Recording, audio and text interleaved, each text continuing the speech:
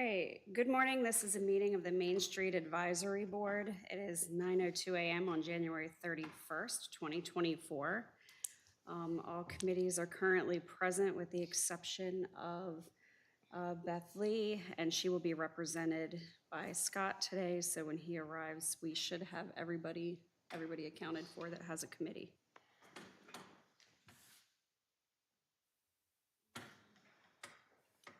Let me hop on here to...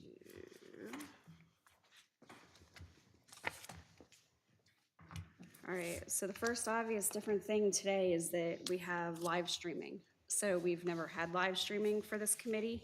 It is a city mandated thing, and we were given kind of a reprieve so that we could get comfortable with each other and kind of work out some of the kinks of our committees.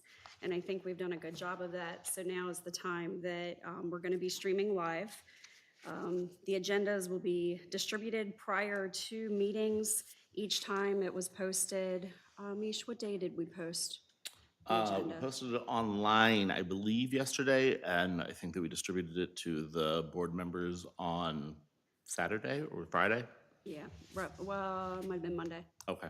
Might have been Monday We're because gonna I had make an effort to get it out on Friday before the Wednesday meeting. I had Stephanie. I was trying to update the spelling of your name on it, and I didn't want to send it out, so I was waiting for Mish, and then that rolled into Monday when I realized I could do it myself. So that's what we did. So we'll have those agendas out a little bit earlier next time. One of the big pieces of that being that we want transparency. We want people from the community here. We want people involved. We want weigh-in. We want to hear what people think and what they have to say and how they feel on items that we're discussing. They will be available, like Mish said, online and on social media. And does anybody have any comments or questions on live streaming? I just have a question about the posting of the agenda. Yep. So it gets posted where online? Is it on the Main Street, will it be on the Main Street Taneytown Facebook page? It was on Taneytown's page. It's on the city's page, I Right, it believe, was and linked it into- will be on the Main Street Facebook page if it was not. I apologize. I noticed also that it was on the main page, but not the Taneytown Main Street page.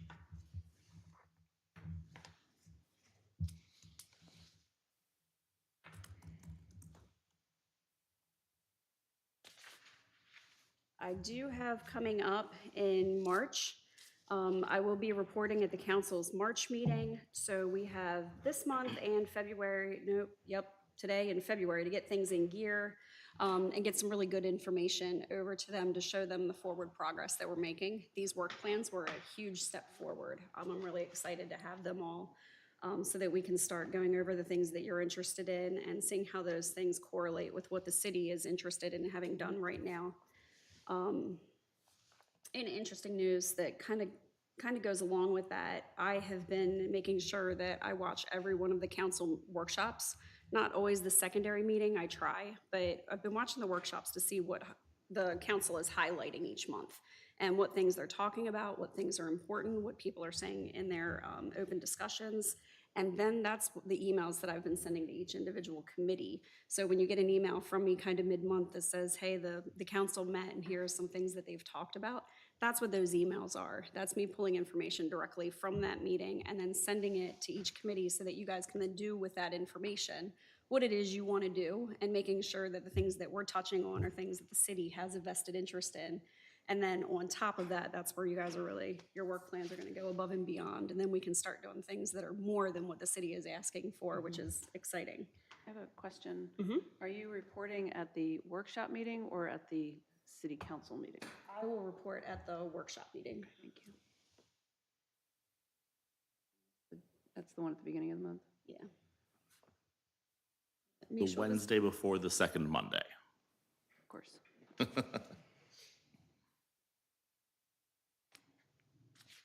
And we did, hang on, if I'm not mistaken, I can give you guys, because this is a quarterly reporting requirement, and it is March 11th is the date.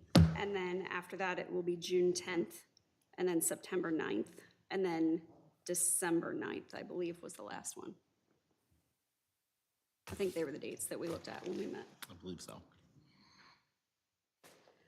So that just kind of gives us an idea too, as a council, or I'm sorry, as a committee, the things that we want to talk about before that, like really important matters we may want to get before the council. Those are really good timelines that if we say, hey, there's something that's they need to hear or we need them to vote on, that's the time to do it.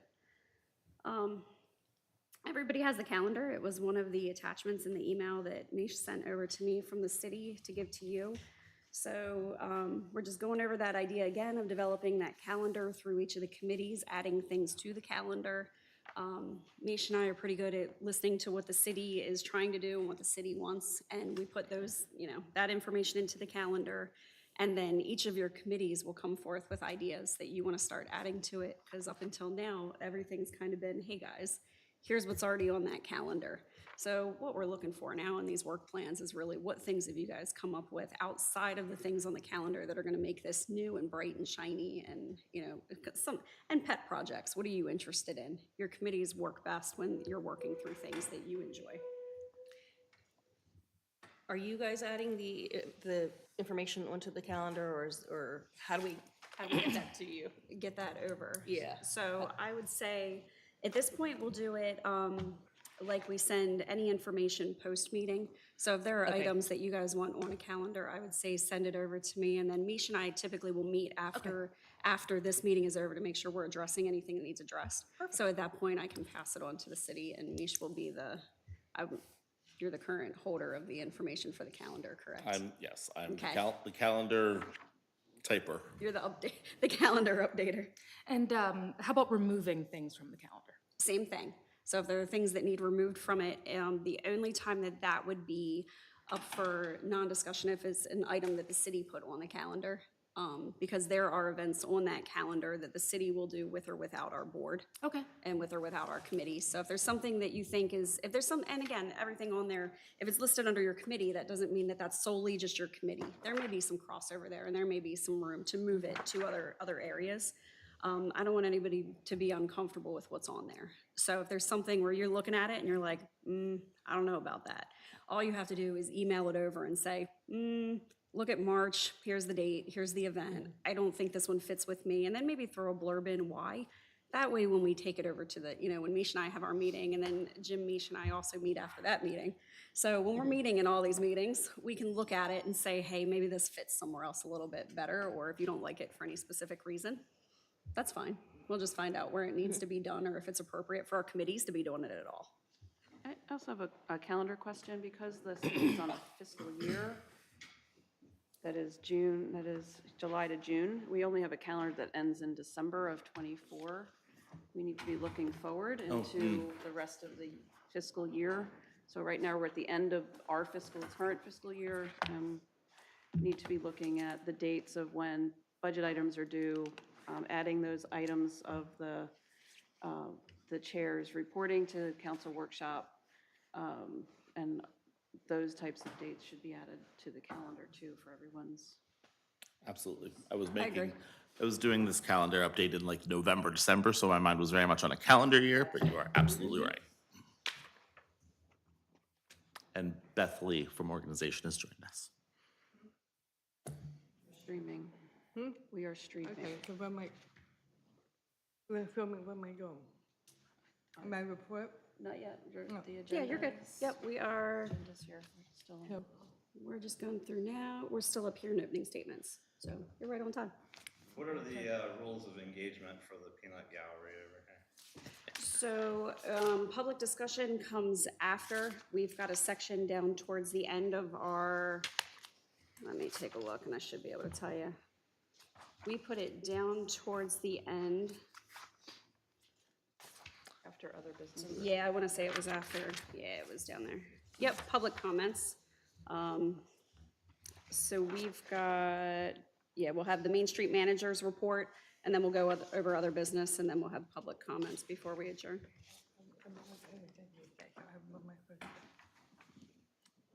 Just listen right now.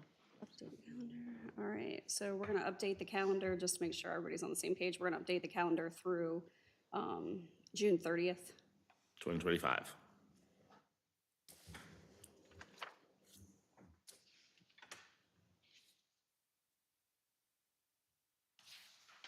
And then Sharon, you said we want to add committee deadlines. Committee deadlines, Chair, anything related to this committee should be on that calendar as well. Formal board member is doing or required to do. Well, that'd be good too, because I think we can put everybody's everybody's Our meeting dates on there. Yeah. I think that would be really good. Okay. And this is available on the city website? Is that, At the moment, this is just an internal calendar, because it's still very, here, let's figure it out, what's going on, do you know what I mean? It's like no sort of adopted calendar or official calendar. But once it is, we can add that to the news and events and stuff on the city website, as well as schedule the events on the Main Street Facebook page and so on and so forth. one of my wonders was the outside where the bulletin board is. I was wondering if something, at least with when we have our meetings, we could post it just so that it's available to the public. I'll talk with Clara and find out. I know that there are a lot of things that the city clerk is required to post there, and some of them have lengths of times they have to stay up and so on and so forth. Right. But we will absolutely, I will talk to her about that and let you know. Okay, cool. Kind of go along with that. Who's in charge with the city for the electric board down by Memorial Park? You gonna defer to the city manager on that one? Yep. That can go through me, or, well, I'd like that to go through me. Okay. I was thinking about that the other day driving through town, and I think that's a good resource that any of your committees that are hosting an event, or there's something that you're doing, or there's something that's important to everybody, I think that's a good one where it's something that is it pretty easily changed? Yeah, Okay. it is. Yeah, so something you can use as another tool. Okay. And most Main Street related events should be fine to put up there. We're just kind of particular about what groups we do, Right. Right. share information for. Right. Okay, so we have, so the calendar we've looked through, and instead of going through every single event, I think at this stage, Stephanie had a really good point, and that's if anybody has any concerns or questions about events that are specific to your committees on the calendar, then go ahead and send them over, and we'll look at them, and then Misha and I usually meet, give or take, within the next week, so we'll make sure that anything can be addressed pretty quickly. That way, it's not just outlying on the calendar for you guys. The parking survey and council response was attachment D that was sent over. Madam Chair, I think possibly that we have review and approval of prior minutes meetings. Is that on your agenda? Did I miss? Correct.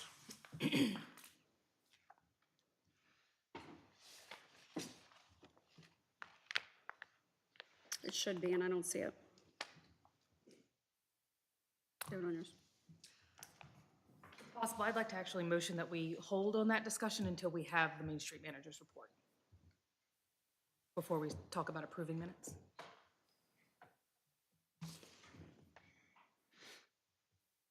Referring to minutes from September, October, and November? Correct. Second that. Okay. All right, motion to hold on approval of September, October, and November minutes until after the Main Street Manager's report of the same meeting, rather.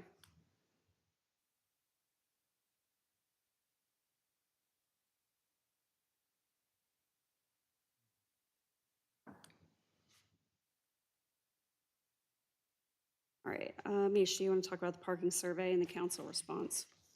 Sure. There were a lot of attachments, and I figured you can give us the summary. Yeah. So, Just a quick point of order, since you had a motion and a second, you probably should have a vote before you move on to hold the minute discussion till later. All right, so we have a motion from Stephanie Stevenson on the floor to hold off on the review and the approval of the minutes until after the Main Street Manager's report. I have a second. So, all in favor, aye? Aye. Nay? So approved. I didn't know what I was supposed to vote for. So that's an important you're part of okay with this. waiting. So silence under Robert's Rules of Orders means that you are not against. Okay, So it may not mean that you are for, but you are not against, okay. just in case you're always quiet.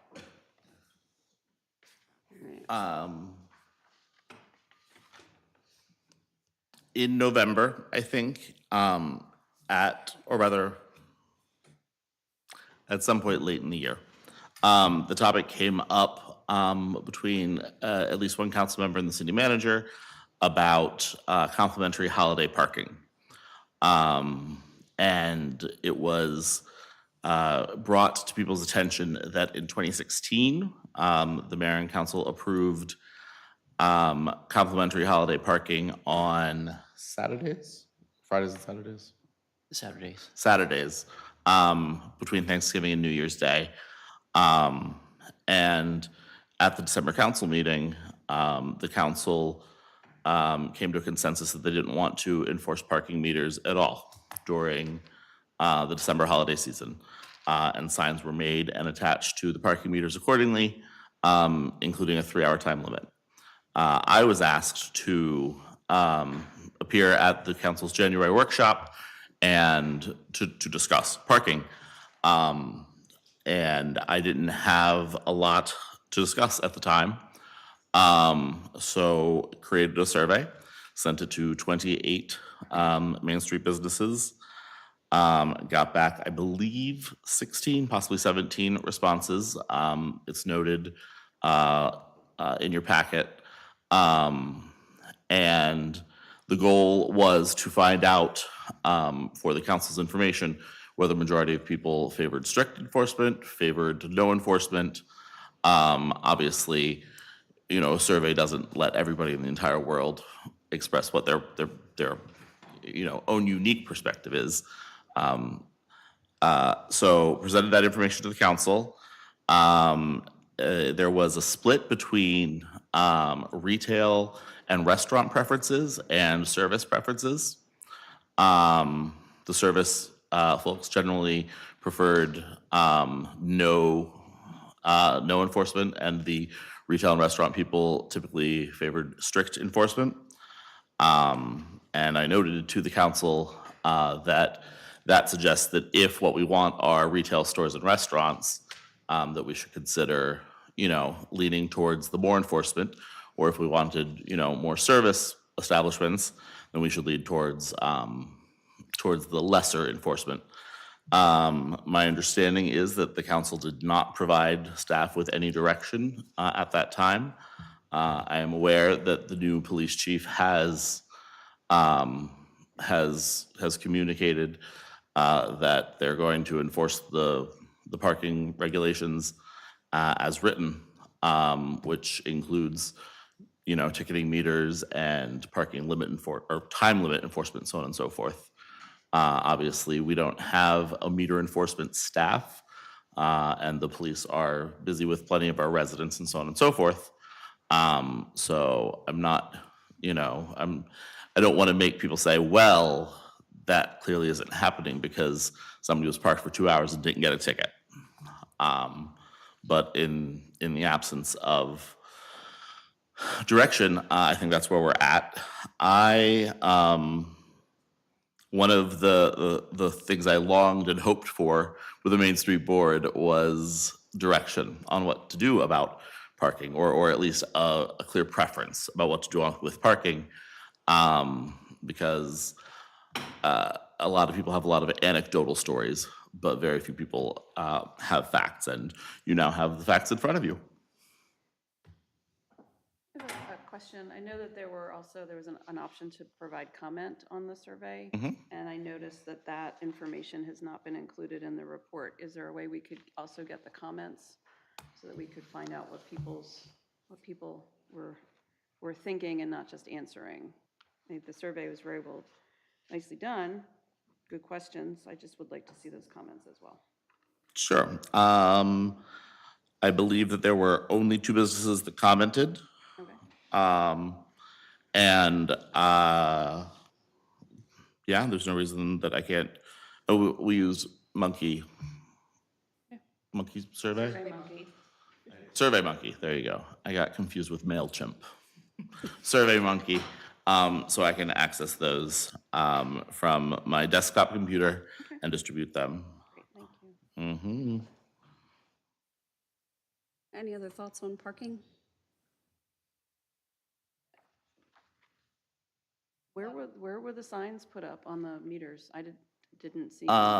They were essentially half sheets. I think we printed 2 signs to 1 piece of paper, cut them, laminated them, hole punched them, and Public Works affixed them to each of the parking meters using a zip tie. And they were pretty easily seen, I would tell you. Still maybe not a perfect system, but I would think tell you you, put 'em in people red. noticed, people noticed that they were there. Weren't they red? They were different colored. They were definitely in color. I think that Yeah. they were designed to be such that if you were standing at the meter about to put a coin in it, you couldn't miss the sign. They were right across the front. Yeah, so it was on the front if you were on the sidewalk side. I noticed the ones that were used in Westminster, as an anecdotal comment, looked like those parking spaces were closed. Hmm. So we do have to be careful about how those are presented, because I drove by many meters before I realized that what that sign said was it was free parking. It looked kind of like the bags that they use Yeah. to. I noticed that too. Yeah. Just maybe make them look more festive than. Yeah, there should be a campaign around it. I didn't know that that was happening until sometime in mid-December. So there needs to be a full, Well, look, okay, well, promotion around it. yeah, I think it's a good idea. I think on the calendar, then what we can do is we can look and see when the council has it on their agenda that they're looking to re-review that again for the upcoming year. And then I would say probably, what do you think, 60 or 90 days? I think what we Prior should do is to say, is we work on- we want to do this as Main Street, and say, this is when we want to do it, and council can approve it. Okay. Yeah, I mean, I think it's a good idea. All right, anything else about parking and enforcement? Not about the survey, but I noticed in the information that we got, there was information about the Park Mobile and then the parking passes. Is there? anything Yeah. We need to talk about that? 'Cause- okay. So first of all, the old format of the parking pass was you wrote the date, you wrote the business that issued it. There were complaints that some business owners were just using them for themselves to park, which is defeating the purpose of meter enforcement. The purpose of meter enforcement is to create spaces for customers. In the revision, there is a place to write the date, a place to write the time issued, and then you no longer have to write your business because the parking passes are numbered. The system is digit, dash, and then I think 4 digits. And the first 2 digits indicate the name of your business. So I think, don't quote me on this, I think that I might have started with Bollinger's Gunsmithing as 001, and then No Anchovies as 002, and so on and so forth. So that I or the police will be able to look at a parking pass, or, if the vehicle has been there for 6 hours and doesn't have a time written on it, when the police officer writes a ticket, they can take a picture of it, so on and so forth. And that way we'll know, who we need to address any issues with. And we'll also this way be able to keep track of how many we're issuing, so we have an idea of how much revenue the city is foregoing with this thing. I think that we're budgeted to make something like $7,000 this year in parking revenue. And if it turns out that we've issued $10,000 worth of passes, perhaps the city council will want that information. And then we were approached by Park Mobile maybe last September or so about implementing their system here. There are a lot of cost concerns, both for parkers who have to, for instance, pay a processing fee, and for the city who, as it stands now, collects the full amount of revenue from the parking meters, but under Park Mobile would have to pay credit card processing fees and so on and so forth. I think that the information that you have includes a worst-case scenario, so that if every single parking transaction from the year was done in 25-cent increments, how much money Park Mobile would take compared to how much the city would net. Um, that obviously is going to have to be something decided at the council level. There are other options. Our current parking meter provider, POM, I don't know if they're referred to as POM or not, but they do have meters that accept credit card right in the meter. That would, of course, entail the expense of replacing all of our parking meters. So there are upsides and downsides, and it's evolving, but I am really optimistic that we'll have an outcome that, you know, we can point to and say, this is what the people told us they wanted.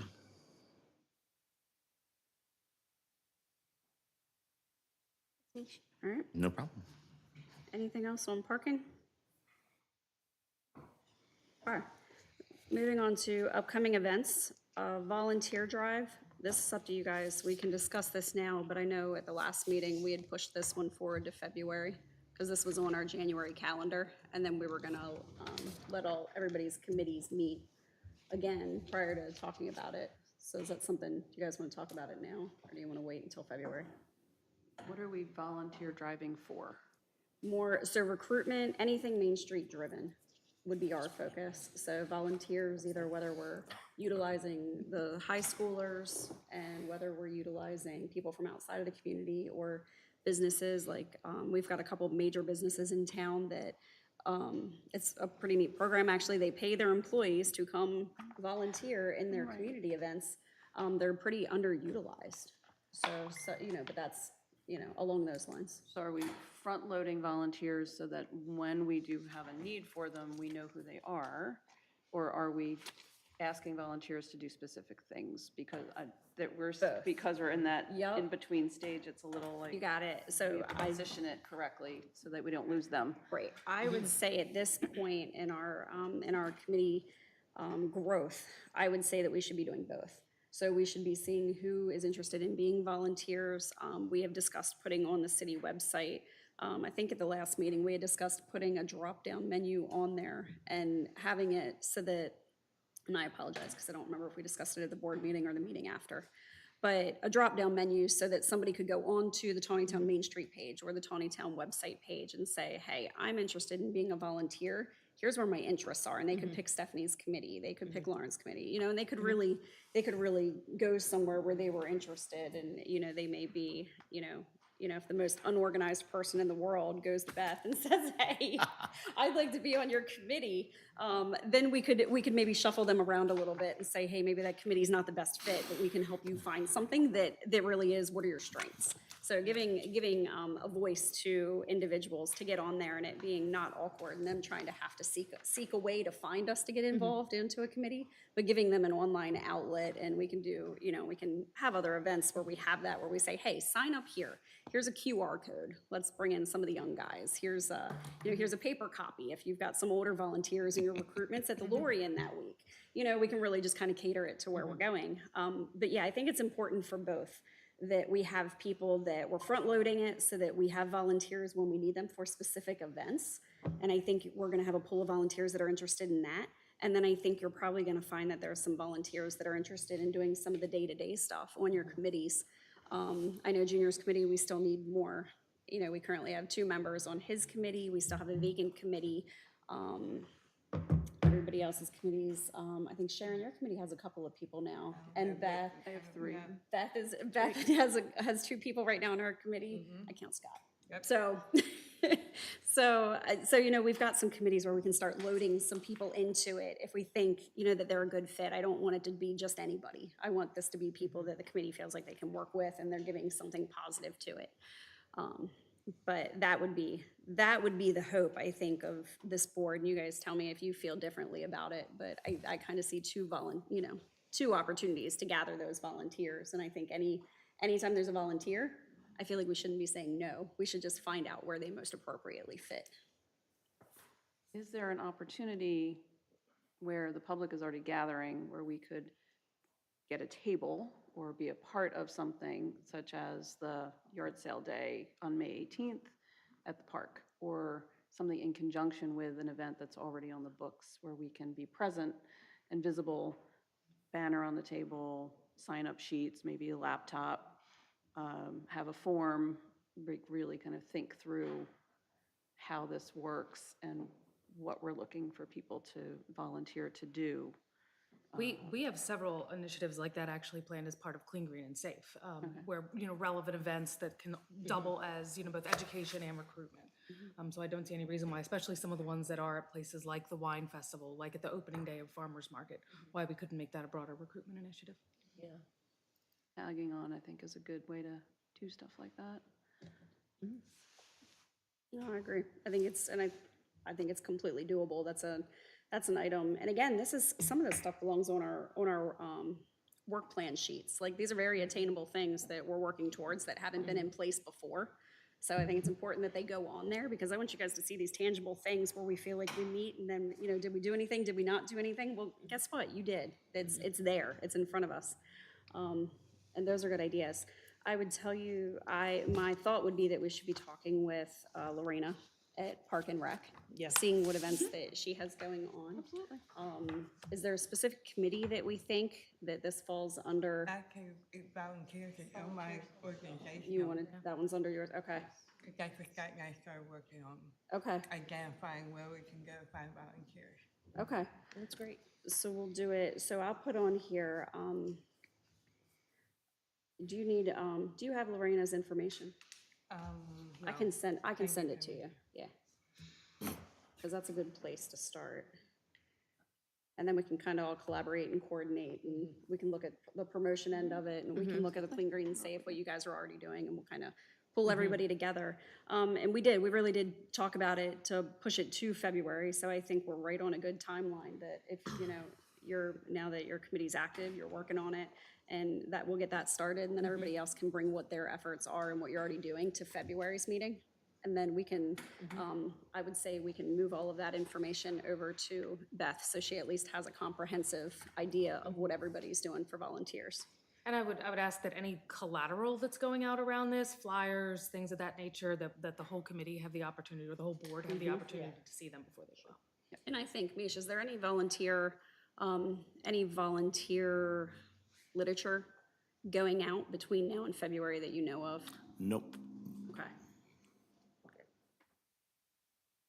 All right, and then another one that we were looking at, another upcoming event, was the Carroll Arts Council Peep Show. May I? Yes, you may. So the Carroll Arts Council does a fundraiser annually, the Peep Show. They use the Peep marshmallow peeps, and individuals and community organizations and all sorts of people make statues and dioramas and so on and so forth. And it's a thing that a lot of community groups like the United Way or the Boys and Girls Club and so on and so forth get involved in. It takes place in Westminster, I believe at the City Mall, and it could be an opportunity to get the Main Street name out there, whether it's making the Main Street logo out of Peeps or making, creating a little miniature downtown Taneytown out of Peeps or whatever. It is not something that necessarily benefits our downtown businesses directly. I'm not saying, well, we could stick a flag, a miniature flag with each business's name on it in a street diorama. But it is a relatively low cost way to engage with the wider county community and remind them that we're here, if that's something that you see value in. What are the deadlines for that? I don't know off the top of my head. In your draft calendar, I put it on there at what I felt was the time it was likely necessary to build the thing. I'll find out too, You have Sharon, and I'll February put it, 12th, but yeah. I'll make sure yeah. that's something we discuss after the fact too, to somewhere. get a concrete, Yeah. concrete date, but if we're gonna do it, we need to do it. And then The show begins on March 22nd. And then throughout the calendar, there are other things that are sort of in that same vein, like participating in the Festival of Trees that the Shepherd staff puts on and so on and so forth. other things that are opportunities to get our name and our businesses' names out in the bigger community. You know, we could, this is super ambitious, but at the Festival of Trees that happens, you know, at the John Street quarters of Westminster, we could do a tree and create little handmade ornaments of every downtown business and schlep our tree there and, you know, They actually put the trees together for you. really? No, the way that works is you. That's so you much pay better. them, you sponsor a tree, Okay. and then their group makes a tree Oh, for do they you. take guidance and requests? I'm not exactly sure. but Okay. It's not like other festivals of trees where you That go explains a decorate, lot. But we should be doing one at our own, At the bank? at the bank for the Right. History Museum. We absolutely should do that for a local one. Yep. And then look into the one for John Street. And Right. then there's the Festival of Reeds. through Right, the- so through those Carroll things Arts are also on the Council. calendar, sort of under the organization committee as, you know, Main Street itself promotion things. Can I circle back to the Peep Show, because I got the dates first? So the registration deadline is March 1st. It is open now, and the cost is $10, and we can register online. Um, I'm going to go ahead and does anybody want to make a motion that we do or do not do this event? My fear, which we could still discuss it in February, but if that deadline is March 1st. That's gonna be for within a couple of registration. days. What's, Yeah. what's the deadline for submissions? You said the show starts on March 22nd? Registration, oh, wait and see. seen it on the application portion. I believe that you have to arrive with it like the day before or 2 days before. March 22nd to April 1st. It looks like is when it runs, so it does not say So specifically. earlier in that week would be. Okay, so we know it's gonna be That's when, sometime April what? mid-March. April 1st. It ends April 1st, yes. Okay. So this is something, I think could be a good thing, so I move that we go ahead and register. I'll second that. All right, all in favor, aye? Aye. Nay? So approved that we make a tiny Main Street for the Peep Show. In whatever form that looks like. I think that Lauren should take the lead on what that looks like. And what we You say I plan. have skills, Sharon. Yes. But there, we need one chief. I'm fine I with agree, that. and Absolutely. I think, Absolutely. I think your committee is appropriate for it. No, I think And- art is, Yep. yeah. But it for gives sure, us I agree. great social media fodder Yep. and great content. agree 100%. And a fun activity for us to, it's like a bonding and I was wondering if we could trust Sophia to be like the Peep taste tester for our Oh, she will taste test. No, all the peeps. actually, what could be very fun is if we could use her to take the tour of the Peep Show and highlight ours. I think that would be a super fun, Well, and circling back around, I'm really big. Our kids have been part of our business since we opened it. And that can certainly be something that the Yeah. committee discusses while they're planning it. I don't know that we need to tie up the board with it on a business day morning. Yes. So let me ask, we Okay. will obviously take initiative in this and Okay. work through this, but for the registration process, is that something you and I want to work on, Mish, because you have the credit card? No. Okay.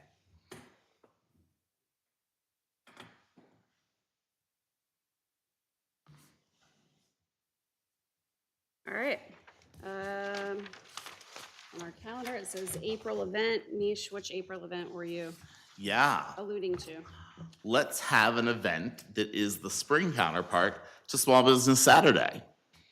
Small Business Saturday a little bit caps off sort of our active year, both because there are fewer opportunities for us to do things in December and because businesses sometimes need less encouragement in December when people are naturally out and about and shopping.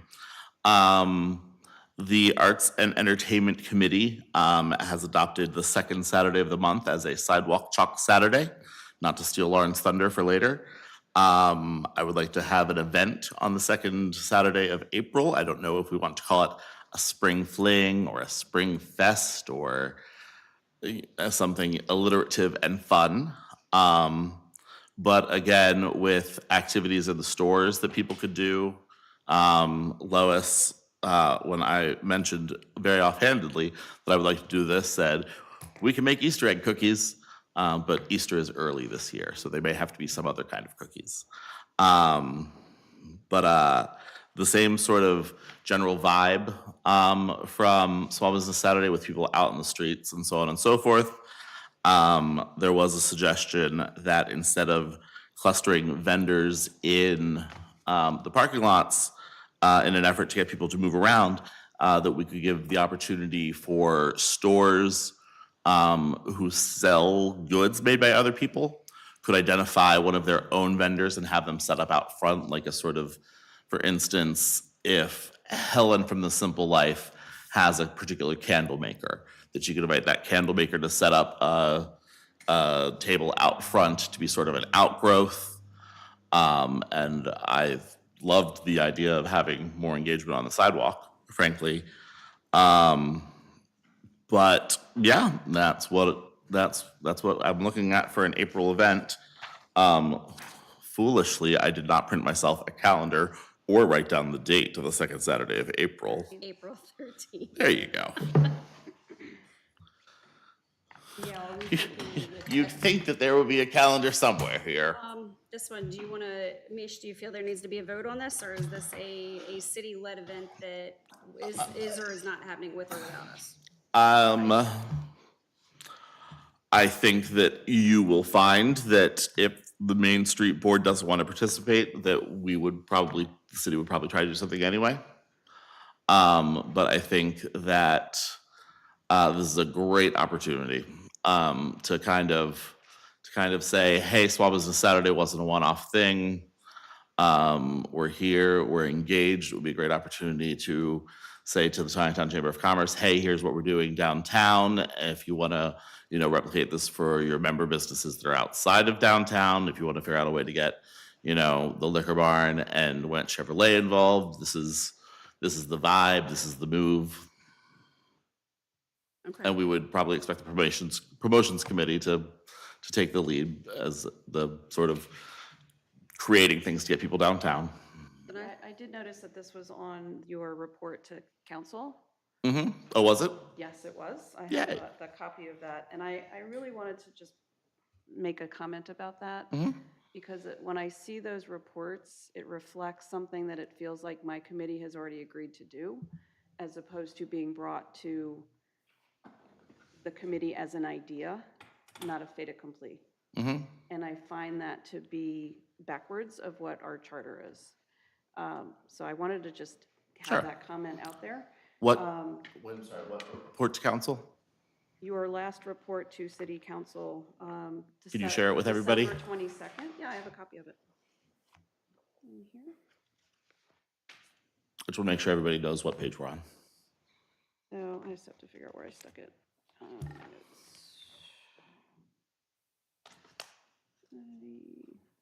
Give me a minute while I find it. This is probably a good time to put in here, these events are a little bit different when they're city requested events. Then that's They're a fine. little bit different than our committee events, so I agree with you that I like us discussing events that the city's bringing to us and saying, hey, how involved or not involved is our or all of our committees, and we look at them as a board, and then we look at individual committee, things, like if any one of your committees wants to do specific events, that's your prerogative to do those events. So I feel like you're right, that those you're kind of bringing to the board and saying, hey, we'd like to do these, we're already on it. And it feels a little more like a notification, whereas this one, we're, really. So just so everybody's on the same page, because not everybody gets the city council report at home. It says under the promotions committee for Main Street that we're working on the calendar for 2024 to include things like a Spring Fest and a Small Business Saturday. So I do want to apologize for also not bringing a Small Business Saturday to you. Well, no, my point is more that this is being presented to a legal body as if we have already discussed it, and we have not. There are things under design that the design committee is working on 2024 calendar things, and there is no design committee. So I'm just concerned with the presentation of these items and how now it feels like I have to do a Spring Fest because it's already been reported to council that there presented that will we're be a doing Spring it. Fest. If you And choose that not to, I is- will still credit it as a Main Street promotion I don't, thing when but I I do don't think it it. should be. That's my point. I think that we need to be clear about what our role is, and we need to be very clear about how things are presented and how, if I'm being asked to support you in something that the city has already decided to do, that's one thing, and if that's my role, then I'd like to, then that needs to be made clearer in the mandate. But if my role is to bring things and work with my counterparts who own those stores, and maybe they're planning something already for spring, that we need to collaborate with them, and we need to be clearer with them, and not say, here's an event we're putting, and it may be a great event, and that's fine, and this could all work out great. It's not about the event itself, it's about how it's being presented to us, and how I feel about how this is being done, that we need to be working in a different way. And coming to the promotions chair, whoever that person might be, and saying, I've got this great idea. I'd love to do a Spring Fest. As the City Economic Development Director, would you want to be involved in that as a committee? Great, let me bring that to my committee and see what my retailers are saying and work it some other way. So I'm going to go ahead and say that I did bring that up today on the agenda. After the 22nd, it was presented to City Council. It was included in a report to the city council, yes. Yep, on the 22nd of December. Was it the same calendar that we've No, been no, she's working talking about through? the report that I make to the city council. But your reference was for the same calendar that you've been I said we're presenting? working on a calendar to include. Right, it is a proposed calendar. It does say that on it, so I think there's a little bit of leeway there. And I think this is all good, and I think we've addressed it a little bit by saying, Stephanie brought it up with her question, which was, hey, what do we do if there's something we do or don't want to, feel comfortable doing? And we've kind of given ourselves a little bit of a pathway there to figure out how to handle that. Yeah, So we'll yeah. know by the February meeting what is or isn't going to work on this calendar for everybody, and then I can present that. It'll come up again to the board here at the end of February, and then I'll take that in March to the council, and that will be it won't any longer be a proposed calendar. That will be our calendar, and we can look at making any changes if we need to, and I think those lines will get a little more clear because we're saying to them, hey, here's what we're bringing to you, and these are the things that we've discussed and we've agreed on or not agreed on. Well, I think it just needs to be very clear which events are city events and which events are Main Street events, because I wouldn't want something to be where our committee says this is not in line with our goals, or this is not, the direction that we see our committee taking, and then have the city do something and say, well, this is a Main Street event. Because I think we really do need to keep that clear distinction. So every event that Main Street does is at the pleasure of the city. So there is no event that Main Street does that the city hasn't agreed to or put their stamp on. That is I'm correct. talking about the opposite. Correct. The city doing an event Right. independent of us. And putting put Main Street on Street's it. name on So it that money ahead from of Main time. Street could I be understand. spent so that I any understand. budget could be used from Main Street Yep. to support that event. That is where those lines need to be very, very clear. So we do, okay, well, then it was on our calendar, which brings us back to how do we feel? Does anybody, just to make it very clear, and I like kind of how we just did it with the Peep Show, where we've kind of assigned a lead and we've made it official. Do we want to have a motion that the Spring Fest is an event that we want to do? Maybe I need to speak to my committee and talk to the people that would actually be asked to do the event. I think Small Business Saturday is different because it's an expectation of the community, and businesses are already doing things for Small Business Saturday. That is a support to what is already happening. This is overlaying an event onto what retailers may or may not be already choosing to do. We need to make sure everyone's going to be open that day. I mean, that this takes more planning and discussion before it becomes real. So I'll make notes that we're going to move this to February to give all the committees time to collaborate. Since we don't have a motion and we don't have a second, we'll move it forward. And in the event that that's something our committees don't move forward on, then the city can determine how they want to do it from Taneytown and not so much Main Street, Taneytown. Great. All right. Let's move into committee reports. Design is still vacant. There's going to be a couple of things coming up for spring especially that downtown likes to do, the flowers, the baskets, some logistics behind those. In the event we don't have anybody in that committee by the time it's time for those things to happen, what I'd like to propose we do is that we can pull, hopefully by then we have some volunteers, like Sharon said, front-loaded into this program where we've got some interest and some people can help. But in the event they don't, I feel that as a board, we're capable of coming together and finding out what each of our committees can do, or we can do as individuals and families and local business owners to make sure that we make those decisions so that we just don't have flowers, or we don't have things that are down there. We don't have anything on the light posts. Like, I feel like we can handle those decisions without a lot of problem. And then next, Sharon, do you have any update on your promotion committee? I do, and I've handed out a report to everybody already. Beth, do you have a copy? Yeah, I think I gave that one, yeah. So my committee consists of myself, Paul Cluth, who's the owner of Ambassadors on 194, Colleen Kramer-Beal, who is a resident of Taneytown, and Jody Narawansky, who is the general manager of Thunderhead Bowl and Grill, and has lots of experience in town and is a lifelong resident. We met on January 24th to discuss items to bring to the calendar, and what we realized was that at this point in time, under the promotions committee, that what we really need to be focusing on is fixing the systemic issues of why we don't have a more vibrant downtown.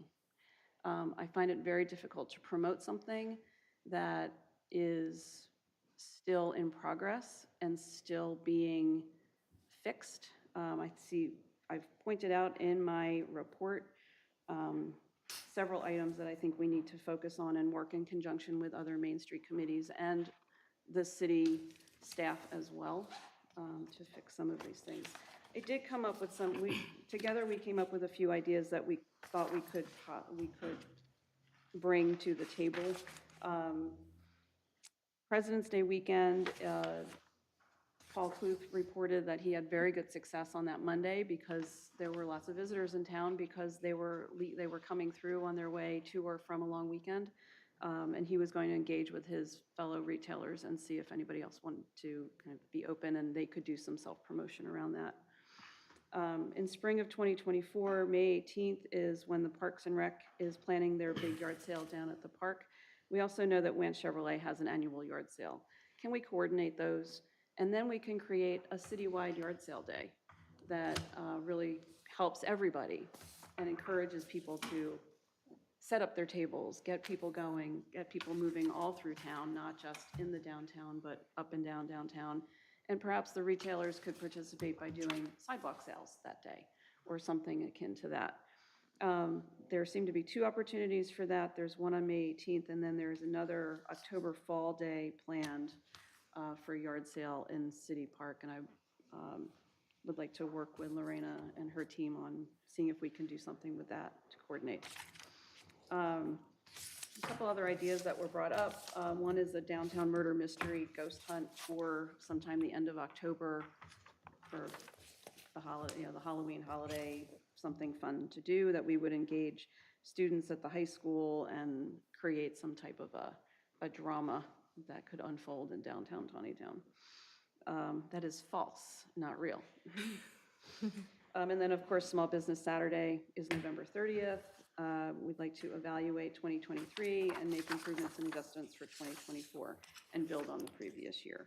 But what I really want to focus on in this report is that really, unless the systemic issues are addressed and plans are made to create an environment for businesses to be successful, any return on investment and effort by the Main Street Board and other partners will be in jeopardy. We need to rally these stakeholders to one common purpose, to make Taneytown successful. Continuing to gloss over problems rather than solve them does no one any good. We need to fix the things that prevent Taneytown from moving forward, which means we need to name those things and work to fix them in order to attract businesses to Main Street District, host fun events, and promote downtown, we must create a sense of community and camaraderie among business owners, investors, residents, potential business owners, and other stakeholders with a plan to revitalize downtown. I think this is the most critical thing that we can work together toward. And, you know, some of the things that we discussed that the promotions committee would like to work on is create a slogan or a rallying cry for a revitalization plan, identify the stakeholders, identify those audiences, and suggest strategies and tactics for unrolling and implementing that plan. We'd like to meet with and build relationships with other Main Street community boards to learn from those that are successful and what they've done and how they've achieved what they've achieved. We need to capitalize on the successes from all areas of town to generate this excitement. We need to really uphold that and really create an anchor environment where we've got what's going on at Thunderhead at one end of town, where they're renovating and revitalizing that business and creating something really new and exciting. We can be the anchor on the other end of town, but we have so much to do in order to get there. So we recommend that the following items be implemented. We need to address zoning issues, misuse of properties. We've got people in properties that are using them as either storage facilities or they're running a non-retail business out of a retail space, and those zoning issues need to be addressed and fixed. We've got rents that are extremely low and extremely high, and we need to help those businesses figure out where those rents need to be in order to have businesses be successful in them. Building and property issues. I'd like to work with Economic Vitality in conjunction with City Zoning Officer on that. Hire a consulting firm. This is not something we can do on our own. We need professional help. We have tried. We, being Taneytown, have tried. I've been here 6 years now, and things are relatively the same as they were 6 years ago when we bought our business and invested our own money into making it what it is. And we'd like to see other people join us. So I think we need to do an RFP process to create a downtown revitalization and economic development plan. And that is something that Main Street can get behind and really help to foster. And then in creating that budget, in that open process, I'd like to request reports of budgets and accounting for the last 5 years of Main Street while there was not a committee in place to oversee it. I think we need to understand and know where the money comes from, where it goes exactly and specifically, and understand how that money has been spent and where it's been, who approved those when there was no standing committee. And budgets, if I'm not mistaken, are under Beth's. That's purview for organization. Yes, they are, excuse me, under Beth's, just like address zoning misuse, rent disparity, building property issues are under Economic Vitality. Yep, and that's where that's where that goes, so I'll add that operations to that. Organization. Organization, sorry. Thank you. I do believe that there are communication opportunities. Now, I did notice when I read through our rules of order that branding and social media and the website are actually under organization, not under promotions, and I'd like to ask that question as well. What's the question? Why are they under organization and not under promotions when those are clearly promotional things?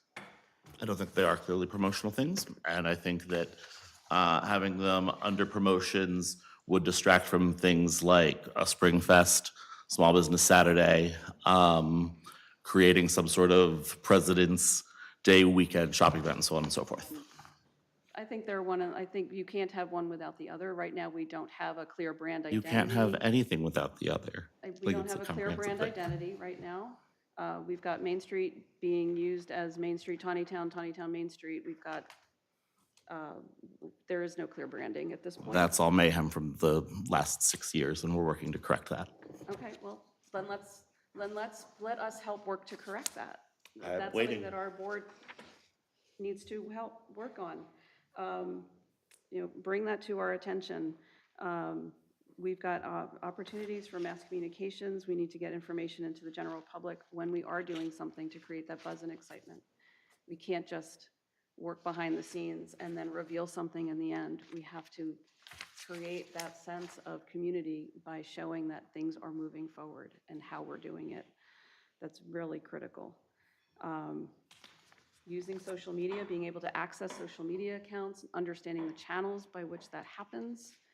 When I supply photos for something that's to be posted on the Facebook page because I don't have access. How does that work? Where do they go? What's the timeline? Within what timeline should I expect to see that post available on the Main Street Taneytown Facebook page? Well, let's go ahead and address that Relative to now, that because event. that pertains to two different parties here.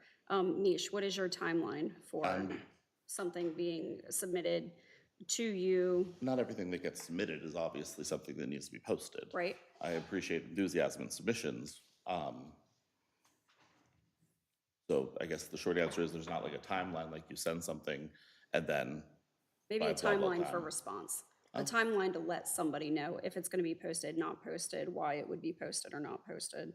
I don't know, So what are the guidelines Days? for, Hang on, let 5 him talk. business days? That seem no, reasonable? Hang on.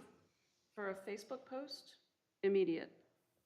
If I send photos from an Hold on. event, Jim, can you speak to who has access and who is in charge of listing things on city-managed sites? Right.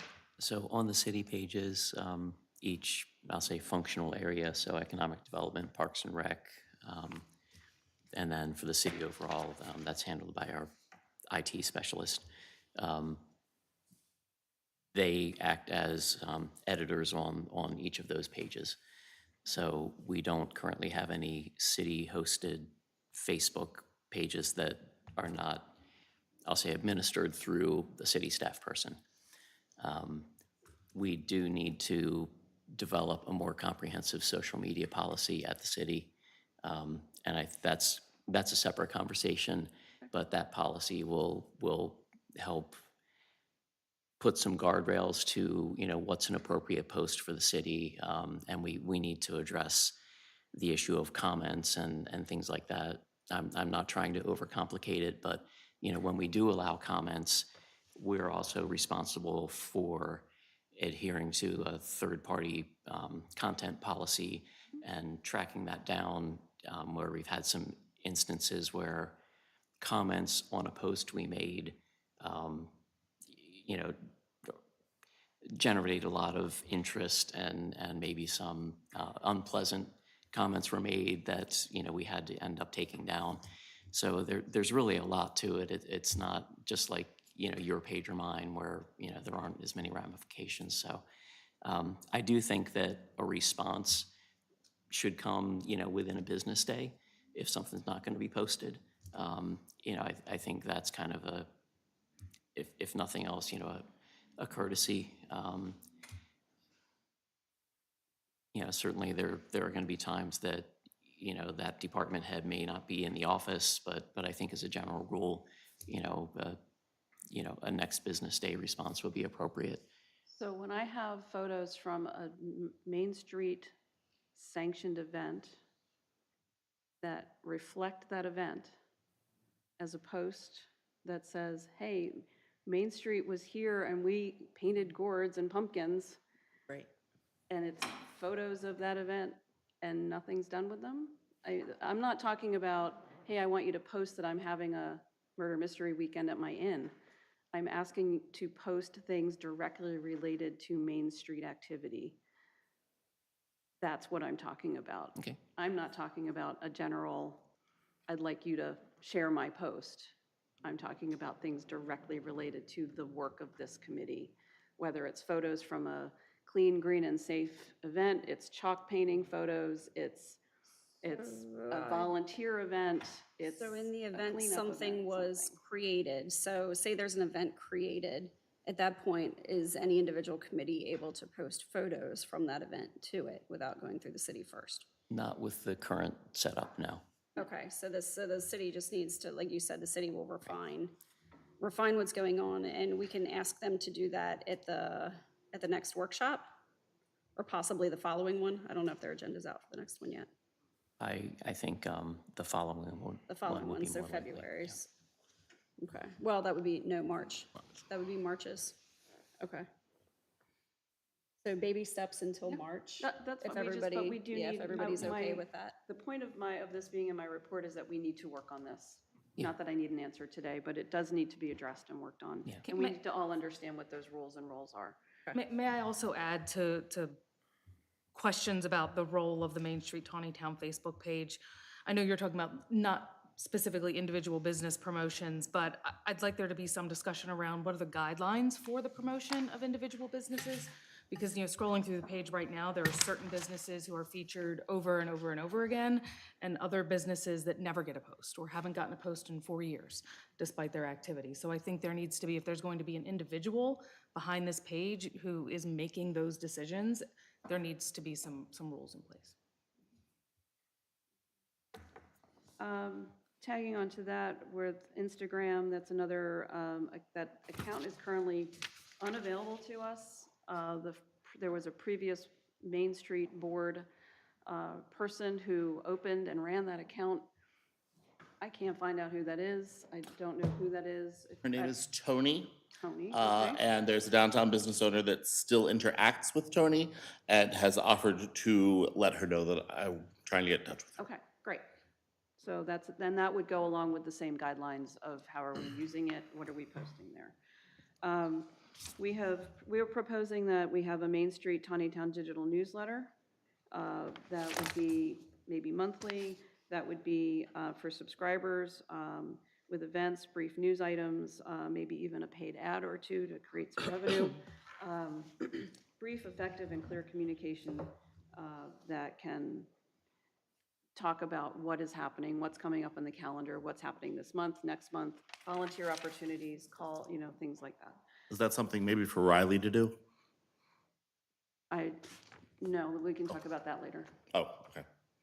For people who don't know, she does the social media for the Taneytown Chamber. She no longer does the social media for the Taneytown Chamber. The social media for the Taneytown Chamber for a minute. I am proposing that we create a magazine dedicated to life and business in Taneytown. We would create this in partnership with a publishing house and other stakeholders. It would be an opportunity to put information and ads in front of households throughout the 21787 area code, or zip code, I'm sorry, regardless of where they live downtown or not. This concept replaces the Taneytown record, which I understand requires a motion brought before City Council to remove that because that appears all over the place. And create a regularly published magazine that would be something that would be more focused on life in Taneytown as opposed to the city government. The city government would like some help in creating some type of newsletter that goes out to the people on its behalf. That would be great, but I don't believe that that should be done with Main Street money.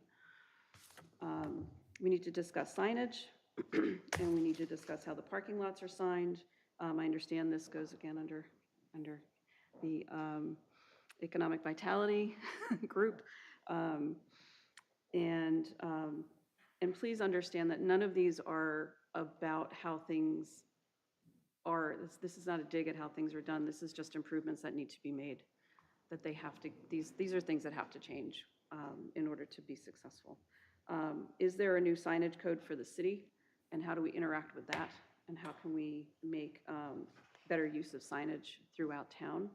I believe we need to create a banner for Main Street Taneytown to use when we're participating in public events. So when we go to the farmer's market, or we go to the trunk or treat, or we go here or there, or anywhere that we have a banner that sits on our table or a tablecloth or some Thank you, I was gonna jump in promotion, and suggest that. whatever it is, we need something with our logo, our name, that shows that we're there. So when 100%. we're at first night, police department thing, Yeah, something that maybe can be housed here that we can all use when we have, I think that's an excellent yep, idea, we Sharon. need something. And that shows that we are there and we are the ones doing whatever it is we're doing. We've got some website links. I understand there is a project going on to, build a new website for Main Street. Yep, Cone Creative is in the process of building a new website. I am every day spending hours providing them with content.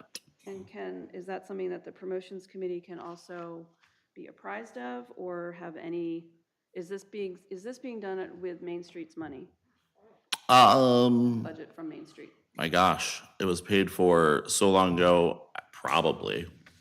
Okay, so there is Well, no partially current- between Main Street, well, the Main Street. It was a bundle. It was a bundle that got a new www.businessintaneytown.com and a new Main Street website. Got a full page ad in the Carroll magazine. It got placement on the Cone Creative's digital billboard along 140, and also they have some sort of like a podcast bomb marketing thing. And so part was paid for by city, part was paid for by Main Street. That money all was, the Main Street portion came from state grants. The Carroll Magazine ad was the one that you and I discussed in maybe October. So Main Street got that. I don't know, I think I just said, I'm sorry, that the billboard and the podcast haven't been used yet. So those are, Something where the billboard would be January and. you're thinking about Carroll County Downtowns, which is a separate That's thing. a different one. Okay, thank you. All right, so I do think that the promotions committee should have, and operations, organization, I'm sorry, I keep saying that, organization needs to have some type of oversight, input, something to do with this new website design, because I have no idea, didn't even know who was doing it until just the second, so I feel like if it's Main Street money that's being spent, then it's Main Street board oversight that needs to be included. Advisory, you mean, right? Not oversight so much as advice. It's an advisory board. Advice, perfect. And then we also need to really step up our game as far as collaboration. I've been seeing this a little bit more. It has not been in the culture of Taneytown in my experience to collaborate with different groups. People have always kind of kept to their silos and done their own thing. And I think we're starting to see with the success of the police department's food drive and Went Chevrolet's Christmas for Community Kids program coming together at the same time. It was a beautiful thing to see people work together and to see these two separate entities on the same day at the same time successfully collecting things for the community and not doing them in, it was beautiful. It was beautiful. And it's a great example of that it can be done. We can work together. And we need to really be a leader in that, in showing that we can work with other organizations and that we can promote collaboration and partnership. And I've listed the ones that came to my mind, and you can read that piece. But I do believe that if we can break some of those barriers down, we can go a long way into creating some real change in the community. So in conclusion, the promotions committee recommends that before fun events, special promotions, and crowds of shoppers and diners can be enticed to downtown Taneytown, steps must be taken to fix systemic problems. These issues are making it difficult to attract new businesses and make downtown living attractive. We recommend that we work with all stakeholders involved to move Taneytown in a positive direction, making it a destination for businesses, investors, employees, and residents. The Main Street Board can be a catalyst for this change. Thank you. All right, Beth, anything on organization? Well, that is my only committee person, but he and I have been discussing, that if there is just a stakeholder session to some we've identified to get a pool of volunteers. We just don't understand everything we need volunteers for, so that when we have an event or something, we know where we can go. I thought of like the schools, the community service. And I started in middle school, so some things with parental supervision also, we may be able to get middle school involved and then the high school. And then local churches for volunteers, the civic organizations. What should I think of? So we just identified different stakeholders, just so even residents that want to help. We just have to come up with a plan to do the outreach. But that we're going to start working on. And then now I have a whole other list of things from Sharon, but we'll start working on that this month. Sharon gave you a honey-do list. Not intentional. I didn't realize that they were your honeydews. I thought they were my honeydews until I read through the rules and realized that. Different name for that. What did you call that? What? When we made a list of things for other committees? Voluntold? Or probably No. my busybody category. Yes, your busybody. Yeah, my busybody category when you make something for somebody else. What about volunteering for other things as a body? What about how Main Street integrates in other people's work? And we volunteer or we help get volunteers for other things. I like that you said it that way because that means what are we doing? Like, what are we doing to come together? I kind of thought about that with the peeps. So how are we coming together as a board and saying, hey, this is, we are the face of Main Street, Taneytown. Here's what we're doing together to promote Main Street, Taneytown. And I think you're right. That's a whole nother conversation, but it needs to be had because it's a good one. And I think it'll help us too, because we all run very different kinds of businesses. And it'll help us have some common ground on how we can all come together to show people that all these different businesses Main Street doesn't need to be all the same business. We can all figure out a way to promote it together. Beth, with yours, Mish, did you have contacts for the school yet? As far as their volunteer coordinator? There's a person who's designated as the volunteer coordinator for Key. I emailed him and he hasn't written back, but we can certainly make outreach again. Okay, so I'll just put on our notes. I have kind of general action items that Mish will follow up with the school. That way we can get it over to you. Okay. And how about McDaniel College? That's another good one. And I would say, I'd say don't leave out Carol. Well, talk to Carol too. And it crosses state lines, but I would tell you even Gettysburg, because you're talking, they're only a handful of minutes away. And we're kind of at that hub in between different places. Follow up with historic middle school. Mount St. Mary's. And I'll see if I can find some advice since I'm an alumni. okay. I'm an alumni of McDaniel, so I'll try to find you a McDaniel person. All right, and then anything else, Beth? That's it so far. Okay. Now I'm so excited I can work on this more. As of today, I'm out of space. I'm excited. Keith, anything for economic vitality? I know you Yes. have something for economic vitality. Yes, I do. Still working on refining it, but a few things that we are planning on working on is to update the Taneytown website to only include businesses that are currently in business, explore signage options for the Trinity Church parking lot so that people know that that is public parking Monday through Saturday. We are going to record the main streets on business that have signage and identify what type they use and take pictures of it so that then we can see which signage and canopies will need to be replaced. And then we will request quotes from a minimum of 3 sign companies to see how much it would cost to replace, update the business's signage and canopies. Then identify downtown homes and businesses that are in a state of decay that should be updated or replaced. Identify vacant downtown properties that are in a state of decay.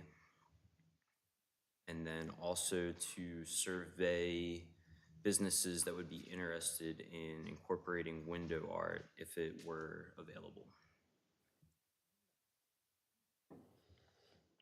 All right. Stephanie, clean, green, and safe. Yes.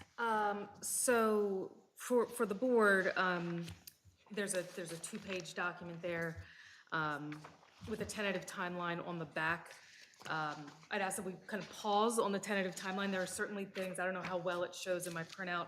There are things that are in black and things that are in gray. The things that are in gray are the things that are still tentative dates where we're working with particular partners to firm those dates up. So only the dates that are in black should go on the official calendar. So I just want to kind of like say that up front. Our committee has spent a lot of time over the past many months that we've been meeting talking about what we believe about clean, green, and safe, how we want to approach this initiative. And that's why you see our plan beginning with our core tenets. We believe that engagement begins with education. Community is built through relationships, and every interpersonal interaction impacts the sense of community. So, echoing a lot of Sharon's comments, like we have to build a stronger sense of community in our downtown. And we also, believe in people-oriented streets, that they have a positive impact on equity, safety, health, economic vitality, all of those things, and recognize the challenges that we're up against with creating more people-oriented streets. So based on those beliefs, we have the following 3 objectives for our committee as a whole. These span year after year. Developing innovative solutions to local environmental problems, including environmental sustainability and safety. Directly engaging community members in environmental education and stewardship, and building community capacity to implement and maintain beautification and cleanliness initiatives. So in 2024, what we're going to focus on is increasing the understanding, engagement, and activism among the community and community leaders, with a focus on safety through beautification and community building. We expect that our annual goals may change over time, but we will always hold true to those core tenets and objectives. So for this year, we have a set of key strategies here. We will host 4 quarterly education workshops for the community. We already have our first one scheduled in February. We're doing this in collaboration with Envision Taneytown. I'll actually be the first speaker talking about the connection between beauty in our world. You might be interested in this, and our mental health and even economic vitality.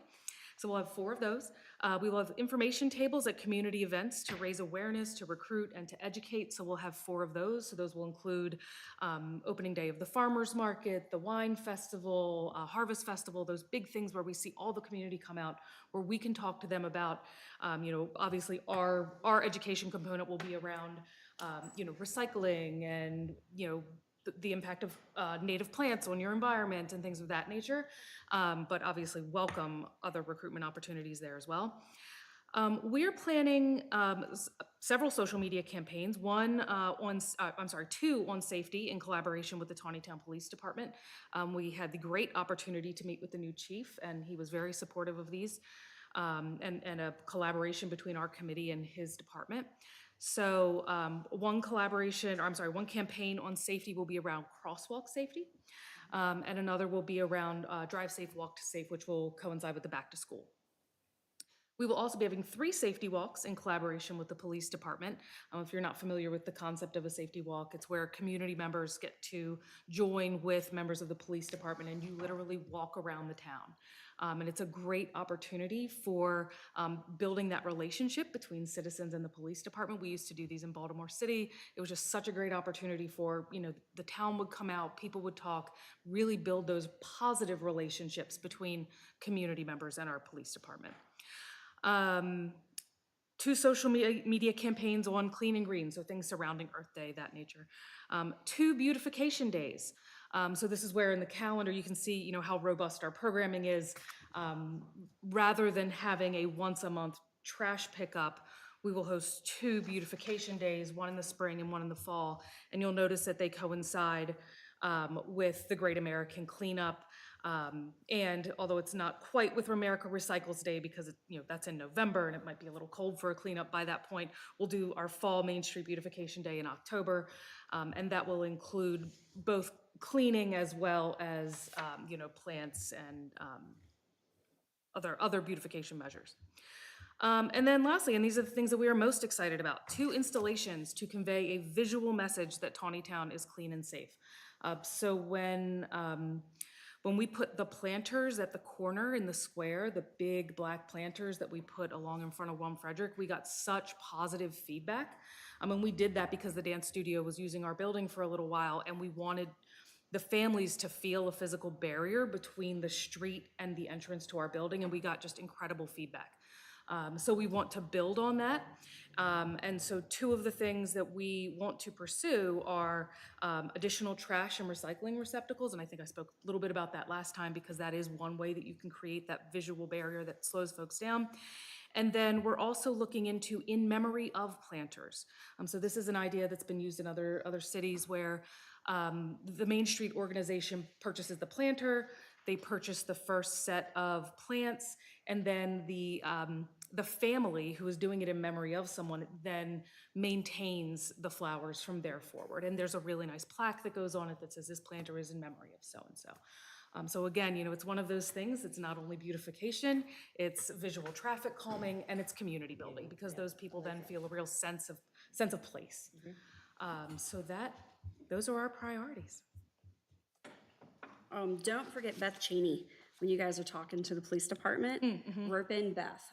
Beth is the liaison between the city council and the police department, and she'll be a good reference or a good resource anyway, because she's a teacher, so she's at the schools too. So Beth will have, I think, some good insight on a couple of our committees when we involve her.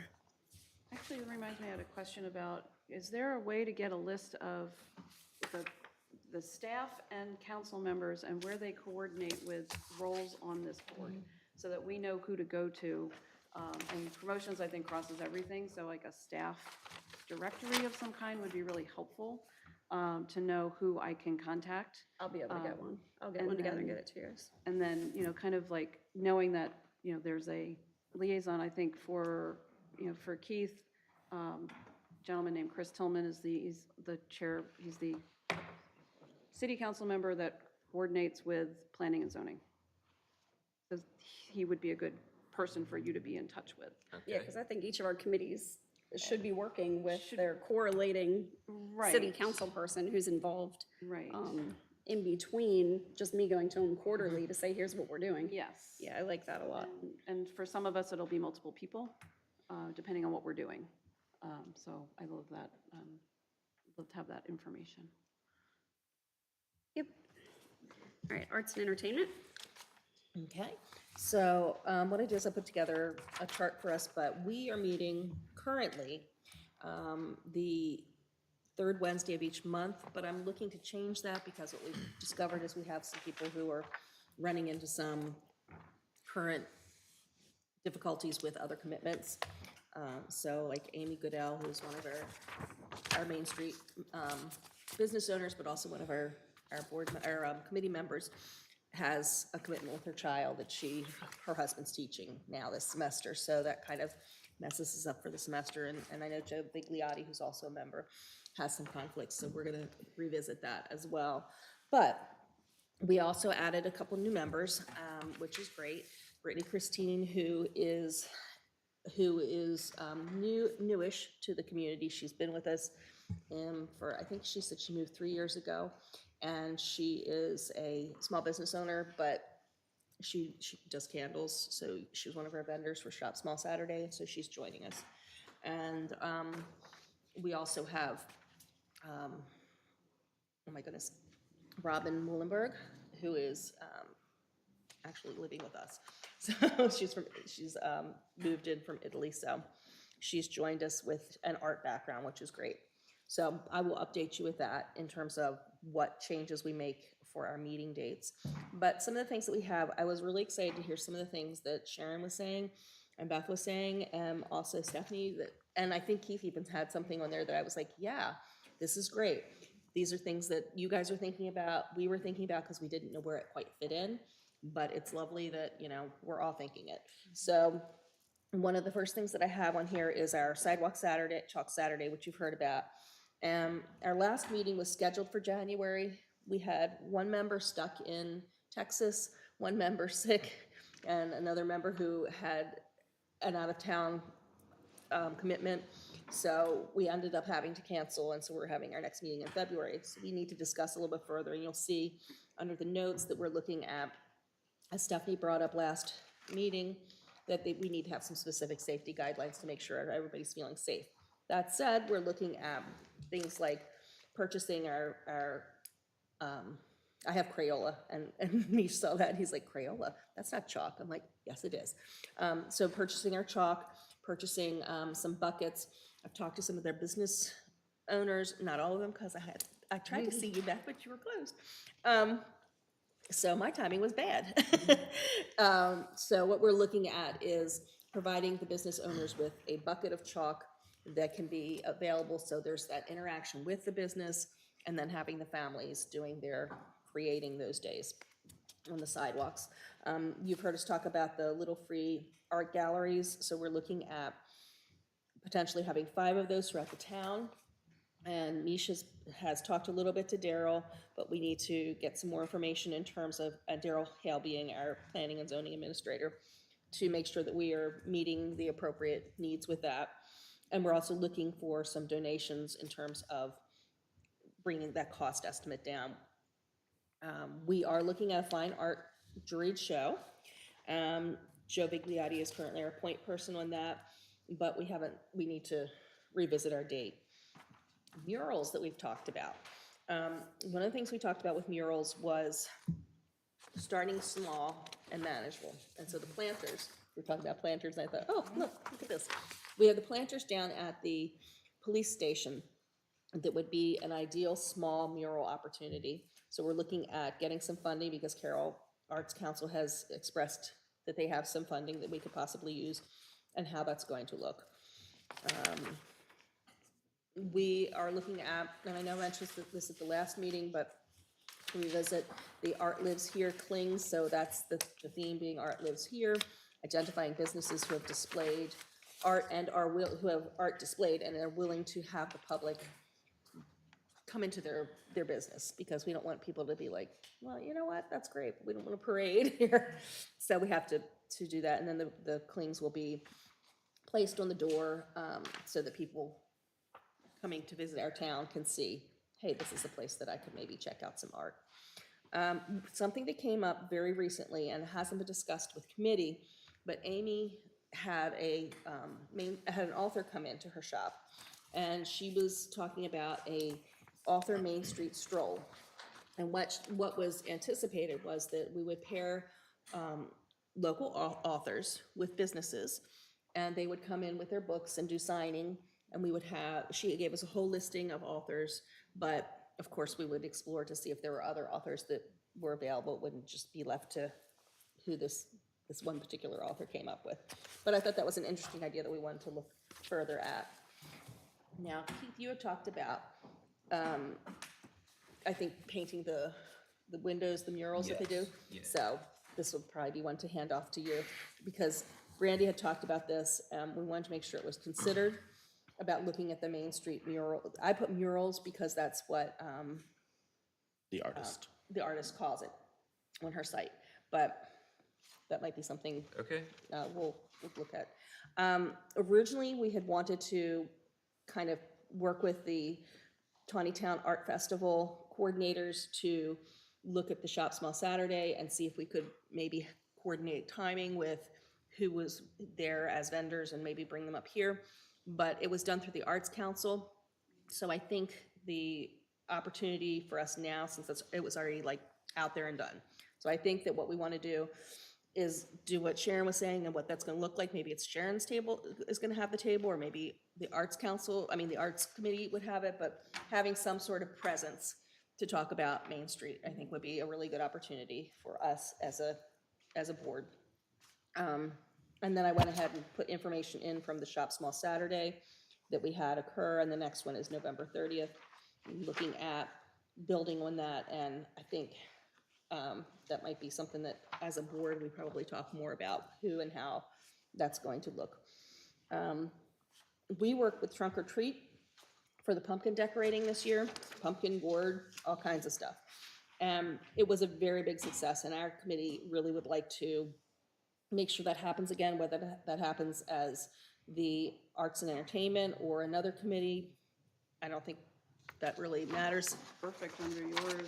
Then I'm good with that. I just want to make Creating sure that, that you know. signage and presence, so that people know that it's you know, that it's our. Right, that's when you said table and signs, I was like, yes, that's what we need.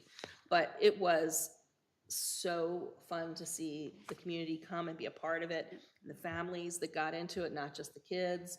So definitely we wanted to continue that. What I put was a $300 budget, but I don't know that that's like exactly where we want to be. So I'll talk to Misha a little bit more to see exactly what the expenditures came out to be, to make sure that we plan ahead, because when we ordered things, we ordered enough for future events as well, so we might not need as much.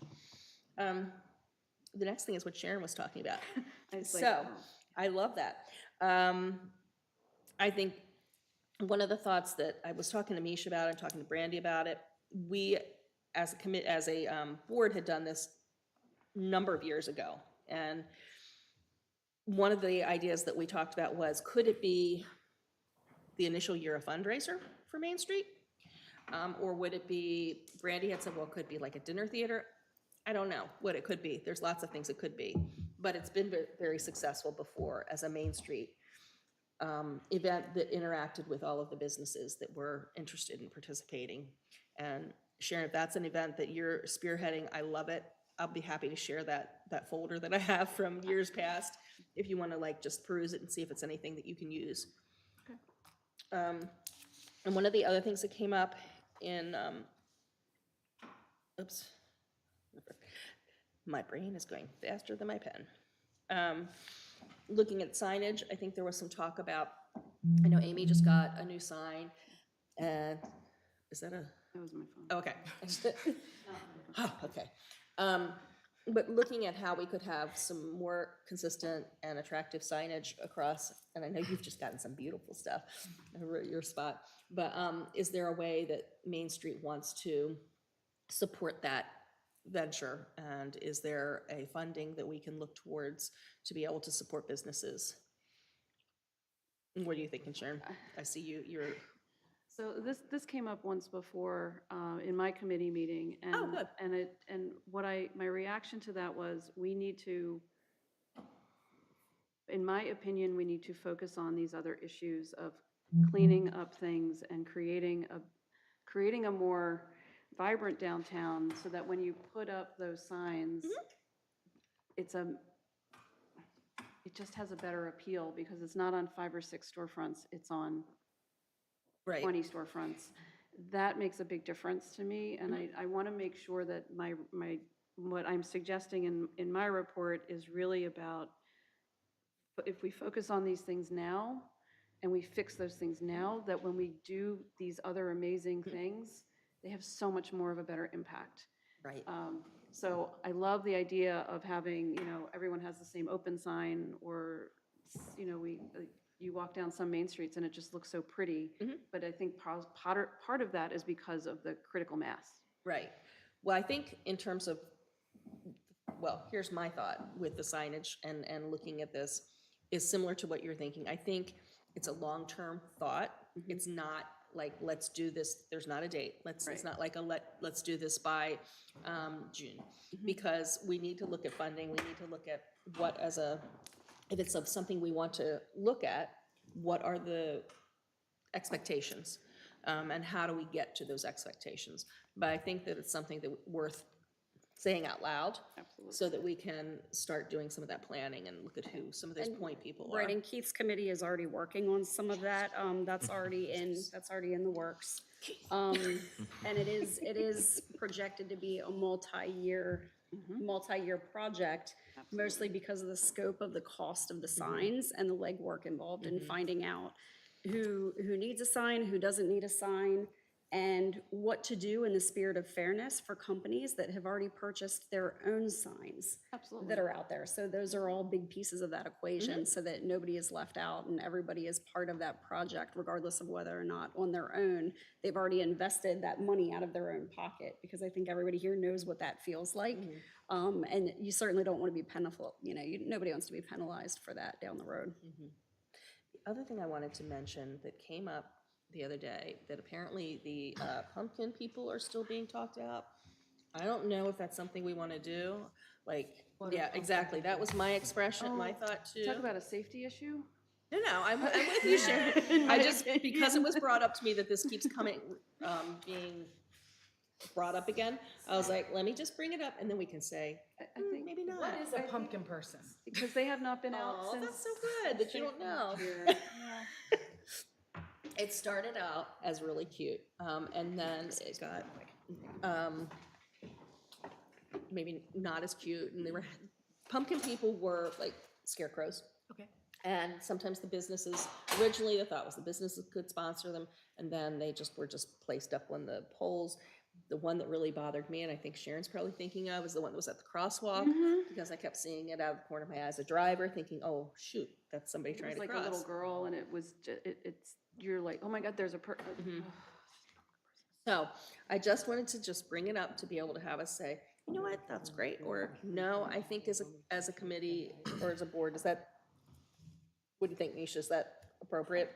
I would, yes, I would. 'Cause I think love people have that been sort coming of to you. Direction. So- Or advice, yes. That's sort of, this is what people think, and this is why we're not going to do them, and this is what people think, and this is why we are going to do them. Nisha's been hearing about it a lot lately. it's So.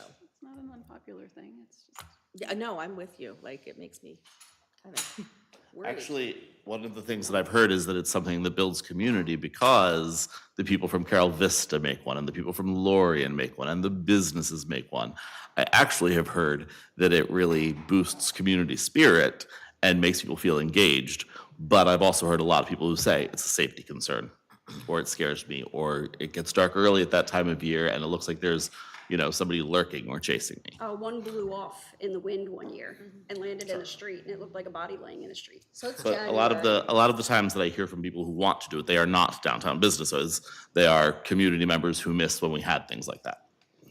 Is there a way to maybe rethink it Well, and come up with an idea that is a more modern and current version I of think that's a this good idea, Sharon. idea? I like that. Yeah. Mm-hmm. I think that's a good approach, because I'm it's gonna jump January, in we have here a little bit of on- time, yeah. but I felt like I should, while I was on the, go ahead, Jim. Yeah, I'm going to jump in here on the pumpkin people. I think it started out as a very good idea. I suppose maybe as a response to it waning in popularity, the sitting Main Street, and I don't remember which committee, sort of took it upon themselves to produce a larger number of pumpkin people. And then in conjunction with our Public Works Department, they were zip tied to parking meters or lampposts or something like that. And I think at that point, that's when we started to see, really the safety concern. And it was, it seemed to shift in my view as like a quantity more than quality sort of thing. But I think the original idea of having businesses or individuals, come up with a decoration, on their front stoop or front porch or storefront, certainly could be, I think that, was a clever idea, and people did like to, drive through or walk through and take a look at them. But putting them out at the parking meters and lampposts certainly, I think, created some safety concerns, as well as a lack of upkeep on them. Then when, somebody's hat blew off or whatever, or head fell off or whatever it might be, which happened, and then it becomes another thing for Public Works to do. So if we were to revisit the idea, because a lot of people did like them, I would see it return more to the original, those who want to participate, can do so. The sponsored, is what And, you're thinking. and, yeah, rather than it being, more of a Public Works, like, here's the stack of pumpkin people, go, put them around town. So it definitely changed over the years, so, but the original idea, I think, was very well received, and Stephanie will find you pictures. They exist. I look Oh, yeah, well, I have them.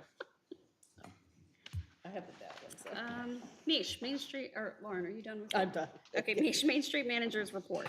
Yeah. So the treasurer's report, which was sitting at each of your places, kind of as a November transaction spreadsheet. This is what it is my goal to present to you. There are two ways that money leaves our community foundation account. One is through written checks, and the other is through credit card. And it is not an automatic thing that we get a credit card statement. The community foundation essentially goes in, prints it out, scans it, and then can send it to me. There was some sort of technological tie-up. They say that they sent it on Friday. It never got to my inbox, but that could just be our very our watertight, spam and hacking filter. I did receive it yesterday or Monday. I have not had time to go through it.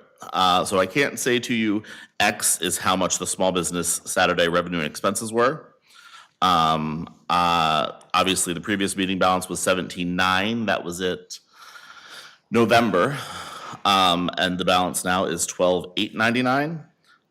Some of the marquee expenses were about $1,300 on new garland and decorations for the lamp posts that arrived after Public Works had already put them up, so they were not displayed this year. But there is a plan, along with Councilwoman Fuller, to decorate the garland in the same style as the other garland is decorated. And if one of the volunteer things that the advisory board is interested in doing is attaching decorations to garlands, I'm sure we would certainly welcome your company probably in March or April at the garage that we own in the parking lot over here.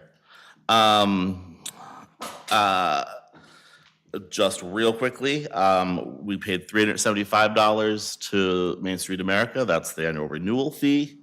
We spent about $38 on poinsettias that were displayed at the police station. $68 for something like 100 hand warmers. We certainly have many of those left over. We put those in the vendor bags. But you will have definitely a November, December, January one of these before we meet in February. I apologize for not having for you either a Small Business Saturday revenue and expenses or a detailed explanation of going from November to January. And I can send it. As soon as you've got it together, I can send it in between. Yep. In between meetings so that you guys will have Can it do. prior to the next meeting to review. One of the things that the board had been curious about was Community Foundation of Carroll County fees. We are charged 2% per year, and that is charged to the account quarterly.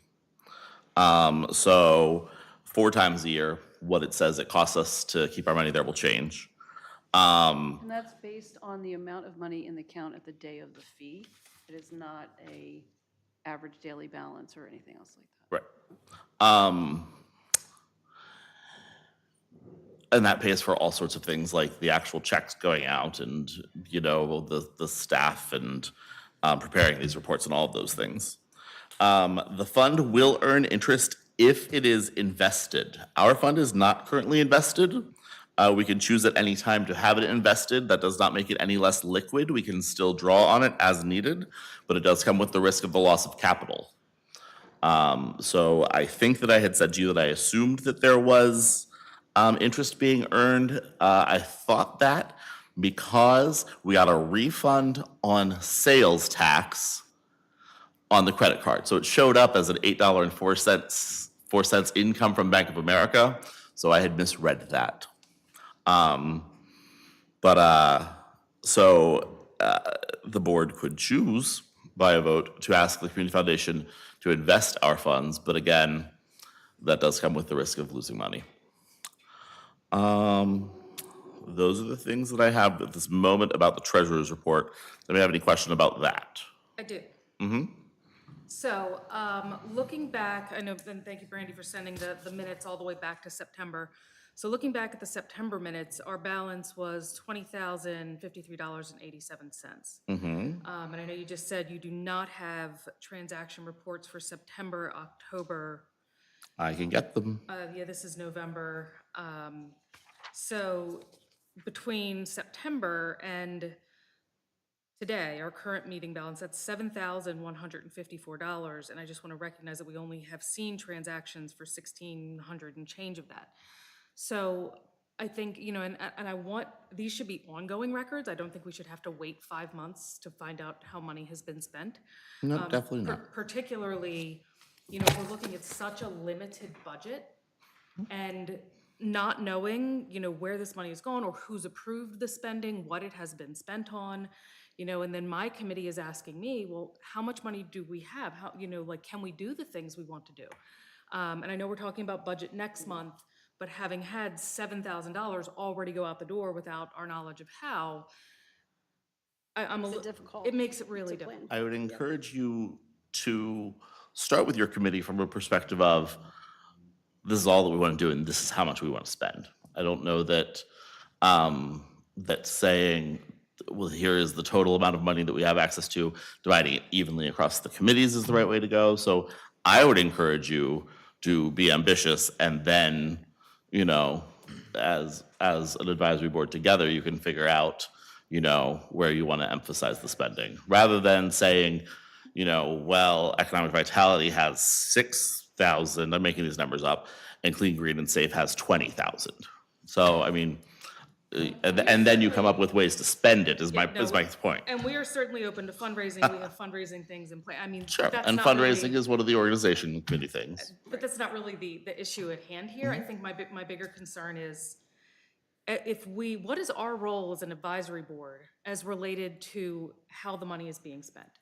So if I want to spend $5,000 on trash cans, what is the rest of the board's ability to have input on that? You know, my concern is, we're asking, you know, citizen volunteers to come and work with us and to give us their ideas. And if there's any question about how this money is being spent, I don't think we have to guess as to how our citizens would react. Yep. And I also would wonder about having the role of the Main Street manager also be the role of the treasurer. I know that there is a city treasurer who does the books. How does that person have any role in how this stuff is reported? And is there a QuickBooks account? Like, how is the city maintaining a record of how and where this money is spent? Main Street's finances are completely separate. The city treasurer has nothing at all to do with them. That was one of the big concerns of Mayor Wantz when he wanted to codify the Main Street Advisory Board, to put it in the city code, to define it as clearly a city organization held to city standards. He was very concerned that either the community foundation or the Main Street manager wasn't keeping the kind of records that he thought that ought to be sort of available to the public. So the format that you have today is not like the format, but like the format where the advisory board is in the city code and so on and so forth, is a direct response to a past perception of laxness, whether true or not. And I've no, obviously, opinion on the way things were done before I got here. So it is kept completely separate. And again, one of the benefits that has been seen to maintaining the money through the community foundation is that when grants come up that governments are not eligible for, then the Main Street puts its employer information number as the community foundation's, lists its board of directors as the community foundation board of directors, and so on and so forth. 'Cause that's how you There have your was 501c3 I'm sorry? status. That's how you maintain your 501c3 status. Correct. There has been conversation in the past about moving it into the city. I don't have a lot of opinion about that, to be honest, which isn't to say that the mayor, council, and manager don't have an opinion. That would be a pretty radical alteration. And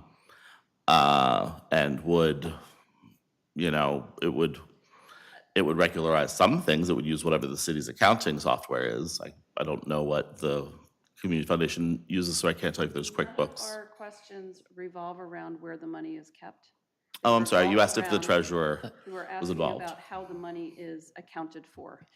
I That think, is yeah. entirely the issue with I'm not sure what, all of the the difference is. questions, because we don't know who has oversight over the budget that is that has a check and a balance, so that we know that the person who is spending the money is also not the person who is maintaining the records of how that money is being spent. In any organization, there is a separate person. And I am not comfortable with the roles being the same person who is making the decisions on where the money goes and how the money is spent, also being the person Right, that so there's reports. multiple on that. questions here. So So, who okay. determines the final budget Okay. for, events? You guys do. Okay. So So the whole board- idea, and Chairwoman and I have spoken a little bit about this, just in trying to get us on the right track. So, the sequence, I guess, was to ask everybody to come up with their work plans for the year. Next step is going to be to try to put a price tag to those work plans. That's going to come together for a Main Street Advisory Board budget for the year that you guys will approve. Now, we haven't adopted formal bylaws yet for this group, and I know that's later on the agenda, I believe. So in those bylaws, it also speaks to the financial structure and the reporting. So the idea is that you guys will develop and approve your budget as a board. That's going to be reviewed by the mayor and council. They also have an approval step in there per the city code. And then there will be monthly financial reports from the Main Street manager to the board. So you'll see where the money's, what revenues we've got, what expenses we've got or had. And I'm using the term "we" collectively. And then quarterly, that will also be presented to the mayor and council through the chairperson's report. So that's the structure that was envisioned to try to keep track of the money. At this point, the city treasurer is not directly involved because the monies are being held through the community foundation. Now, in the event that we, as a city entity, obtain grant funding, the treasurer would be involved. So this is not specifically a Main Street program, but a lot of Main Street businesses have benefited from this. I'll use the building improvement program. It used to be known as the facade improvement program. So that the city is kind of a pass-through entity, but our treasurer is involved in those, tracking those funds and disbursements and everything. So that's one where the city was the, I guess the beneficiary of the funds through the Department of Housing and Community Development. So the treasurer does get involved from time to time. But for the routine things, it's the advisory board's budget, the community foundation, is the repository. And you guys, part of your responsibility is going to be reviewing those budget reports that the Main Street manager provides. And, I understand the concern about there being one person. But with this being under the community foundation, there's also, as you know, I'm sure, records of, we need to go through the foundation for, to have checks cut. The credit card is, that's something just, the same thing with a city credit card. It's not as transparent because, if we look at all the checks the community foundation issued, we'll see one that's, to the bank, and we don't know what that was for. So we'll have to incorporate, develop our monthly financial reporting to show, what those transactions were as well. So right now, we're still, figuring all this out. And certainly to the question of, not knowing where the money went, we certainly can try to summarize that or, give a line by line if needed. I will point out, though, that there certainly has been activity under the title of Main Street when this board was not meeting, or when there was no board appointed. We were still considered the Main Street community. So in trying to keep that designation, there were things done under the title of Main Street that were essentially, efforts of the economic development director because we had no board for quite some time. And fortunately for us in the program, the state was willing to accept the little bits of activity that we did have to keep us in the program. Now that we have a board, now that you're meeting regularly, we need to flesh all this stuff out and, come up with our bylaws.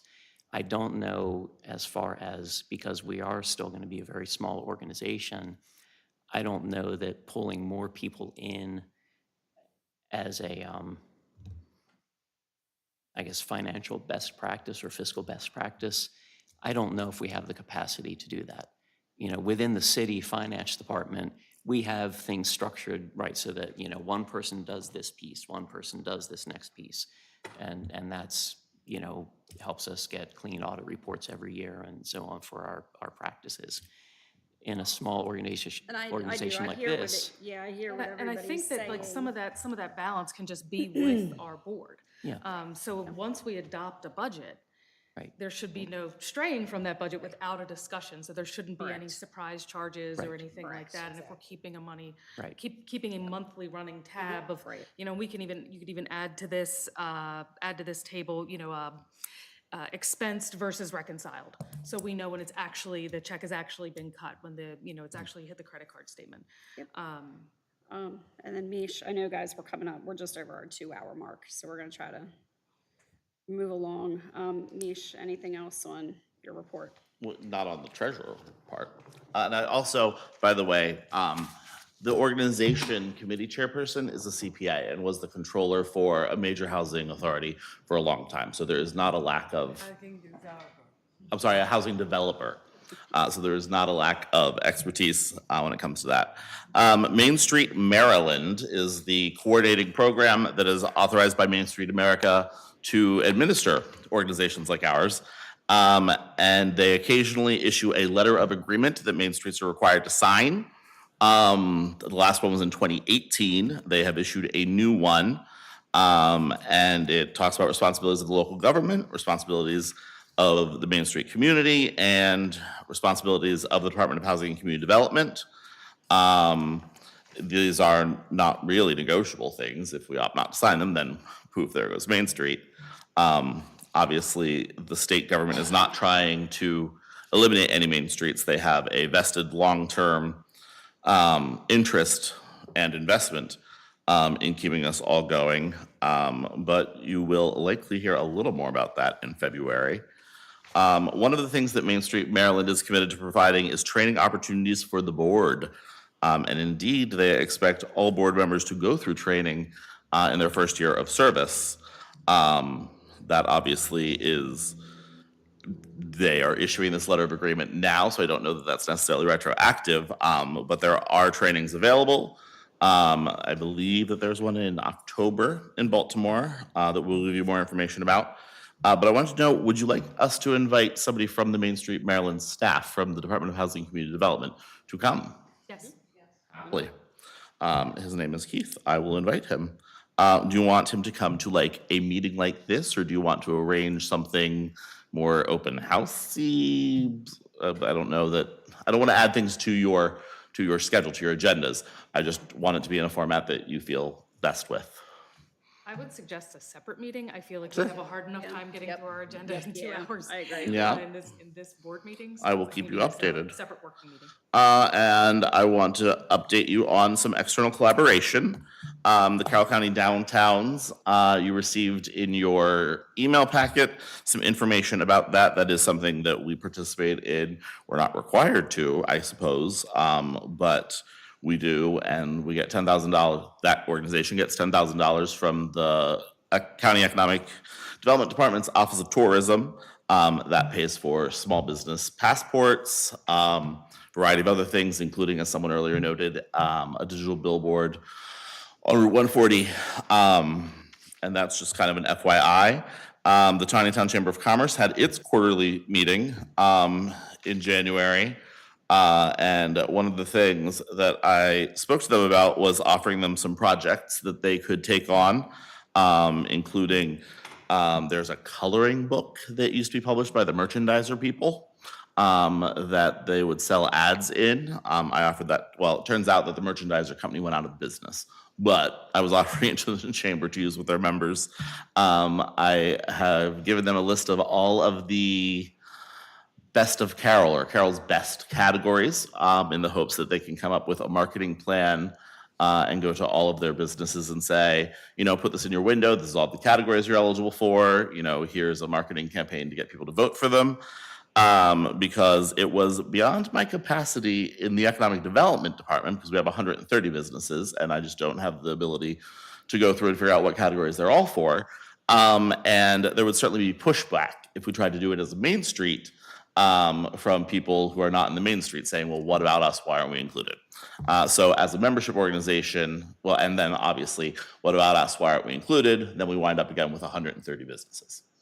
The Taneytown Chamber as a member organization is well suited for that. And then the other thing was, a Taneytown 12 Days of Christmas project, which I operated sort of in December 2021. The execution, I think, was a little bit lacking, and that runs into the same problem of how do I pick who to exclude? And again, the Taneytown Chamber as a membership group, well positioned to offer that only to their members. The Carroll County Chamber of Commerce, we, the Main Street, are a member through the city's membership.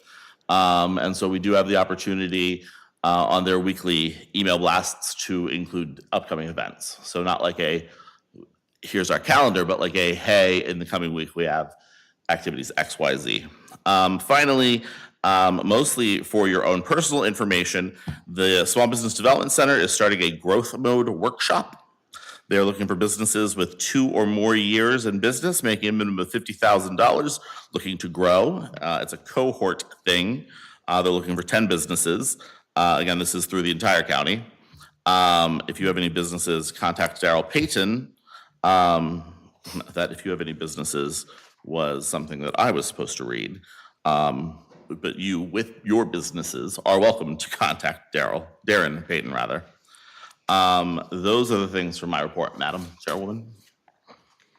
All right, before we get, well, I'm gonna do, Stephanie, if you don't mind, I'm gonna do other business, because that's a quick one, and then we can look at circling back to minutes. Other business, we had discussed as a board at our previous meeting, a request to make our committee meetings, our workshop meeting piece of these, when you're meeting with your individual committees, not open to the public, so that things can get done and it didn't require some of that public input through the Open Meetings Act. So Mish and Jim and I have all gotten together, and we are going to present to the council at this upcoming meeting that they make a, that they amend the code to make the committee meetings open, not open to the public, but our board meeting is open to the public. That way we've satisfied the Open Meetings Act, but we're not being prohibitive in what our committees are getting done while our committees are workshopping and volunteering with each other and trying to get events done, or making signs, or making shirts, and making peeps. You know, all these little things don't necessarily need public weigh-in so much as if you have volunteers, fantastic. But you don't need that public weigh-in or permission or May I add one approval piece? to do those kinds of events. Something that you had said to me that you didn't just say now was that everything done in the committees will come to the board if it's a decision point. So the public has the input opportunity at the decision point, which is the board. Right. And I think it's really important in the public communication about this, that there is a difference between the Open Meetings Act and following the Open Meetings Act, and committee meetings being open. Like, Right. please come to my committee meeting. Please come volunteer with my committee. But, Yep. you know, we need a little bit of flexibility because we are all working professionals. You know, we meet on our lunch break. Yep. So, you know, yes, we do meet in a public place. We meet in a restaurant, but it's Right. because we're all trying to like grab lunch and have a meeting in an hour and try and get things done. Right. So I think it's really important, the public side of the messaging on that. Okay. And just to note, this refers to Section 5, Article A in the proposed bylaws and rules of engagement. The request to the mayor and council regarding the committee meetings is actually an amendment to the city code, because the adopted part of the code, the ordinance, specifies board meetings and the meetings of any subcommittees. So we'll be asking them to pass an ordinance to amend the code. That's great, but this refers to the proposed rules of engagement. What is this? I'm sorry. Well, we're talking about two different things. So we're talking about what is in city code that would need changed, and then what is in our bylaws that when would we be look at our bylaws subsequently, going the bylaws forward. would need to be Right, which that's Subsequently, what the we're gonna, bylaws. yep, we're gonna get there too. So that will come back up. So I don't want you to think I'm brushing over it. It'll come back up. Let's revisit minutes. I sent everybody minutes September, October, November. Some of them we had sent before, but I wanted to make sure everybody had a clean copy. I went through and tried to put everything pretty much in the same format. That way it's just easier to follow through. starting back closer to the beginning of when we started meeting.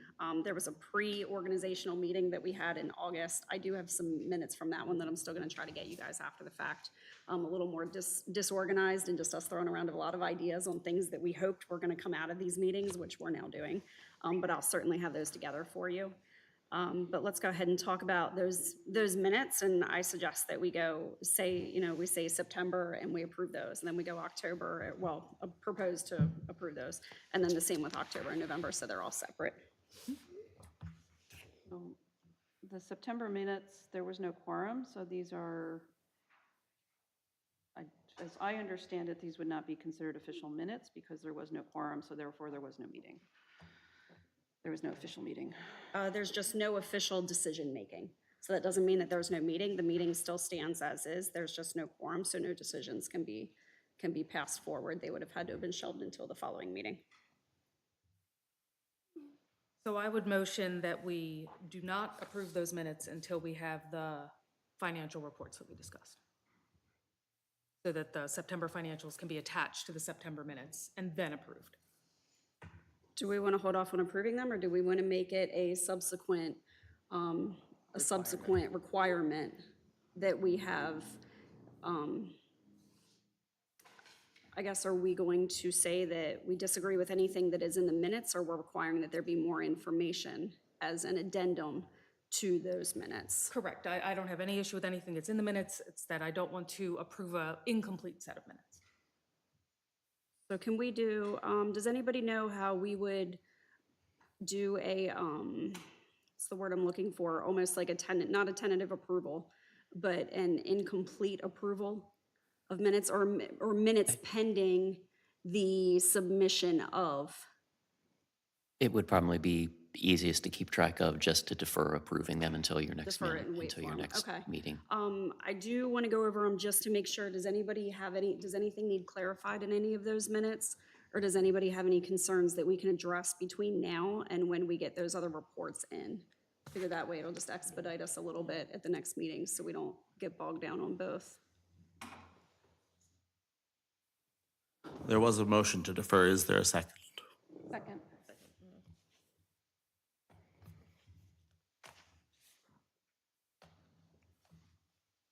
All right, so Jim, we have the motion to defer. Sharon, we have a second.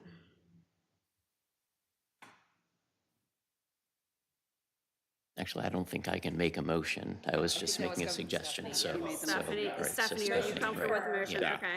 Well, I was gonna say, I feel like you got left out of that. I feel like that was your idea and you got left out. All right, so Stephanie, motion to defer. Sharon seconded the motion, so we'll do, and I'll just put notes here that it's with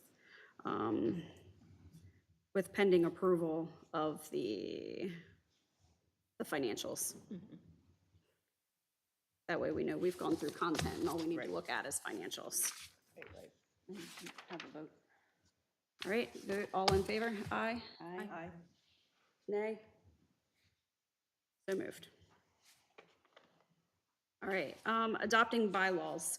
The city has asked that we, Are we doing that for all 3 sets of minutes, or? oh, first, I did just say that. So September, and we can have the same motion and same second if we would like to, but that is for September. Motion for October. I would make the same motion for October, motion to defer. Second.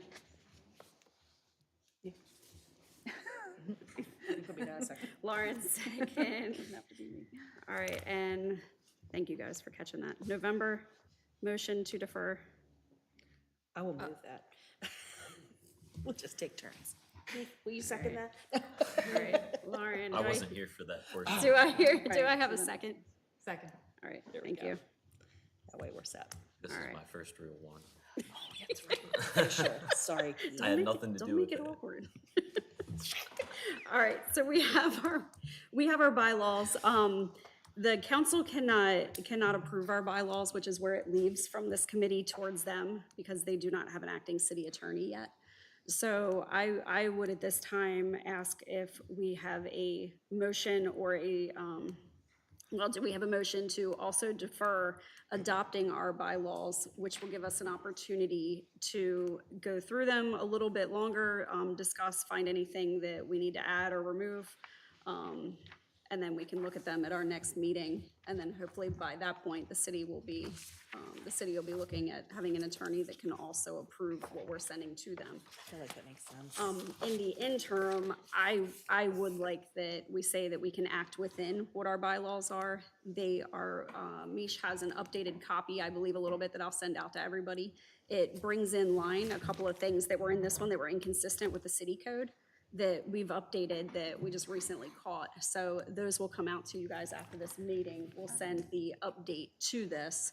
That way, we're just removing inconsistencies ahead of that adoption of those bylaws. And then we can really get into the nitty-gritty of if there's anything that we see that we need to address other than code. I think we need to have a set time to review these proposed bylaws. I would really like to see the word proposed added onto the title of the document and dates added to the document so that we know what version we're looking at. Yep. I think it needs to be very clear that we have not approved this. Yep. Lots of questions, lots of notes. And if we can, some of those, if you can send over questions and notes, some of those are going to be less board discussion than they are going to be probably technical. So if you want to send those over to me, please send those over. And then when I have my meeting with the city, either later this week or next week, I will meet with them. And you'll see on the November minutes, if you go back through it, there's post-meeting notes. So anything, I'm not going to go through them all, but anybody that wants to look at it, anything that you guys had a concern with or we needed to address with the city post-meeting are on there individually, one by one, to make sure that we're not missing any concern that any one person or committee has. I still have a standing request for the Economic Development Director's job description to be added to these documents so that we have a better idea of where the lines are between job description and advisory board. So we will have on this one, it would be Main Street Manager's job description. Economic Development Director is not directly involved with our Main Street committee, so it is not appropriate that the two be in the same document. So I can send everybody an Economic Development Director. They are one and the same person wearing different hats. I totally get that, So but I we would will- ask for that no matter whether Right. they were two different people or not, because so much of what we are seeing in Right. these documents refers to the economic development position. And I really want to have a better understanding for what the position requires and what that position is doing, so that we know where we intersect and how we can better provide advice. So maybe how his positions maybe his two positions, how they connect with each other. Whatever it is, I just need to know more. So some clarification between what's Absolutely, and I think going a on. job description would be the best way to do that. Okay. Is there consensus on the board for that? Yes. If there is, I'm happy to send that out. And that might be helpful for any staff, for us to coordinate with Parks and Rec. What's that job description? What are the boundaries of those jobs so that we know what we're asking for and. And we're How do we getting, be we're sure? getting a little bit into, when you go back through chair's position of this board, we're getting a little bit into that territory.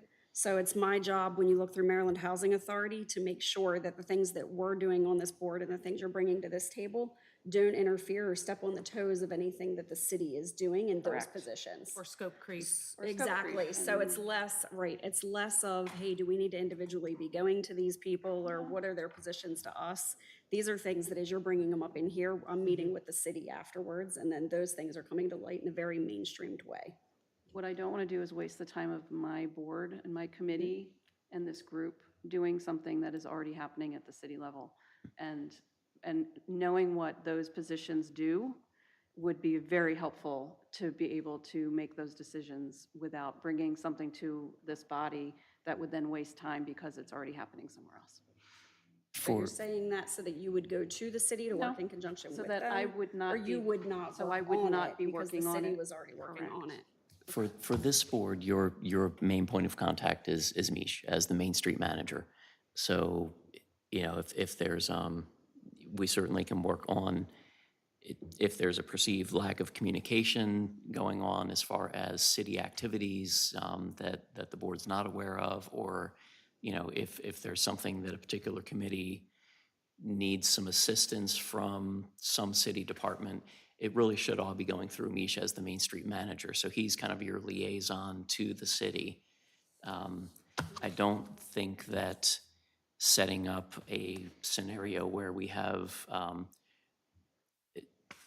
Main Street subcommittees or, committee chair people going directly to different departments of the city, that I think that could become very confusing.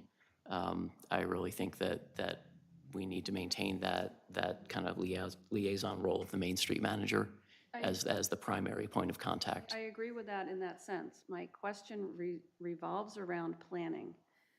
If I'm going to be planning promotional events around something that is already happening at the city level, I want to know that person is taking care of that in some manner. If I understand what the scope of somebody's job is by reading their job description, which is probably public information, and I'll just go and download it off the website myself, I just would like to know for my own information who does what and where, so that when I go to Jay and say, I'd like to find out in these bylaws, which say I should be coordinating with the Parks and Rec director, which is what these proposed bylaws say, that I should coordinate with the Parks and Rec director, but that conflicts with those directions, with that directive.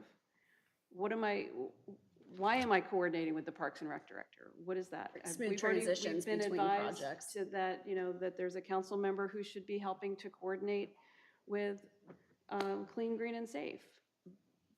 So we need to figure out what are the rules? Now I'm hearing, no, we should all go through Jay. So do we go to Beth Cheney as the police liaison to work on certain things, or do we, and what is the role? This is all, Okay. I know we're still working through this, but these are the questions that arise out of the documents that we've been receiving. And that these are the questions that I have about procedure and process and making sure that we are doing the right thing to help this town and move forward in what our role is. That's a And good not question. get It's back- not the easy part. And not get bogged down in these details Yeah. so that we can move forward and actually make a difference. And actually get some people in these storefronts and get some people out of the storefronts that shouldn't be there. And I'm again, That's all I'm asking. the job descriptions certainly, they're publicly available. I can provide them for you.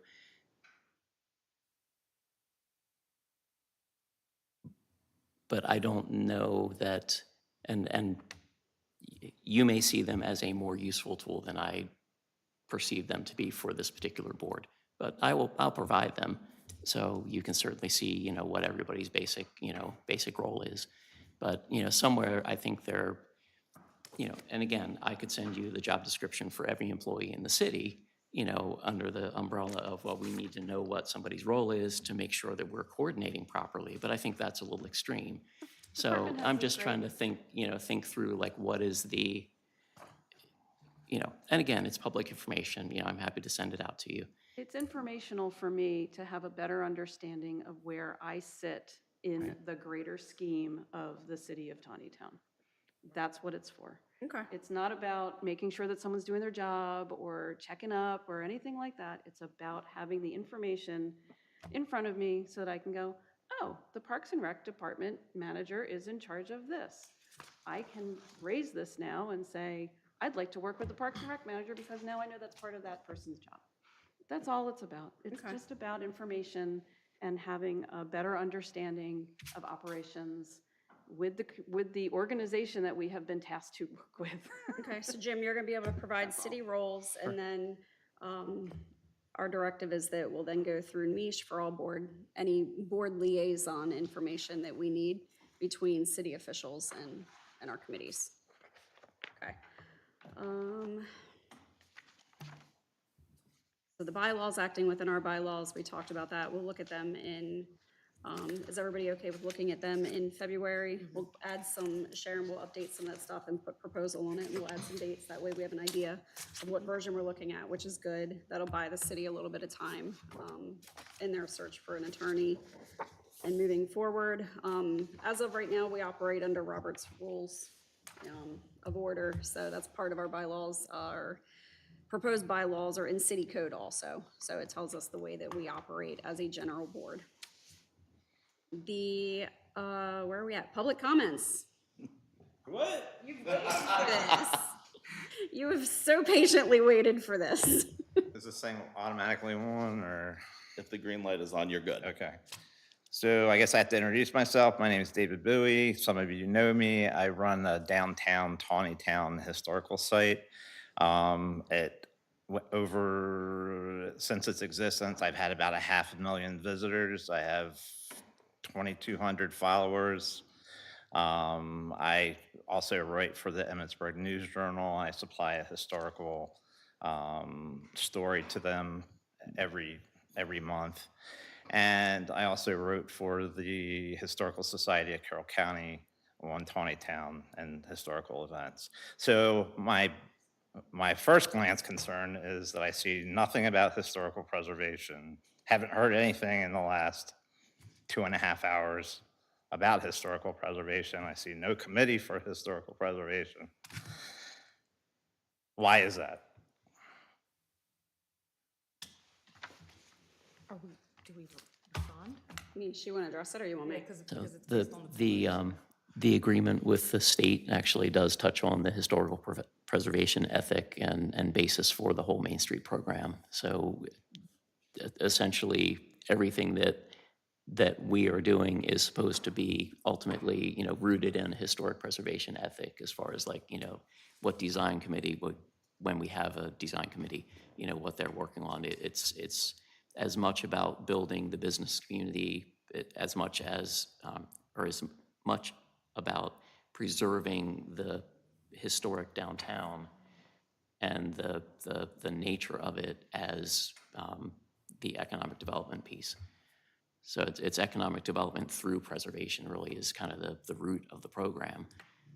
But that's an important part, and we haven't talked about it. Yeah, ingrained into it and not brought up in specific context to each committee.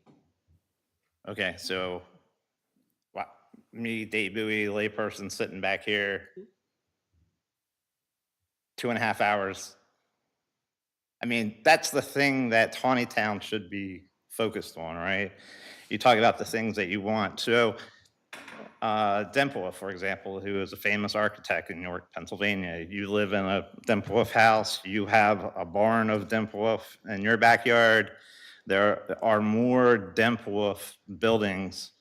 If you look at the number of buildings in Taneytown and the number of Dempelhoff buildings, design buildings, York is where he was based. We're second only to York for the number of buildings. York, Pennsylvania has a festival every year celebrating Dempelhoff. 3 days. What does Taneytown do to celebrate Dempelhoff? Nothing. Where did the Gettysburg campaign start?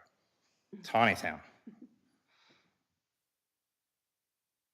How many people go from the streets, through the streets of Gettysburg, through the streets of Taneytown to Gettysburg in order to get to Taneytown? And how many people stop there? In 2019, Gettysburg netted, or grossed rather, $60 million. How much did Taneytown take away from that? Nothing.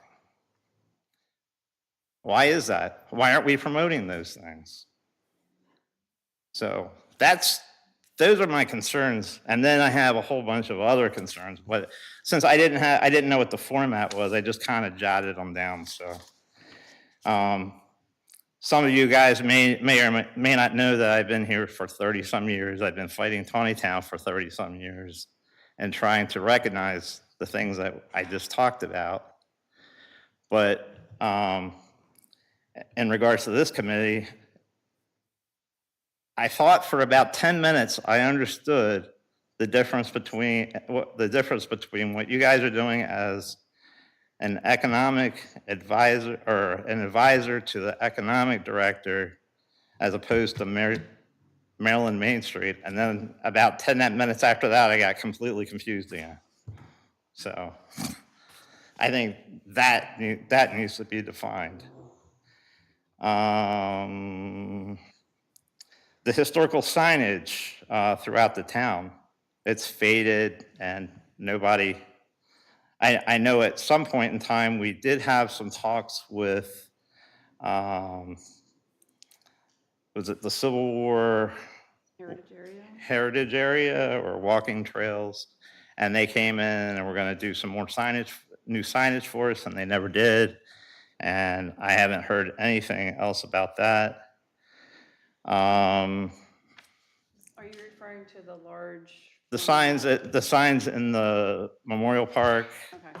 that talk about the Battle of the Potomac, the headquarters of the Potomac.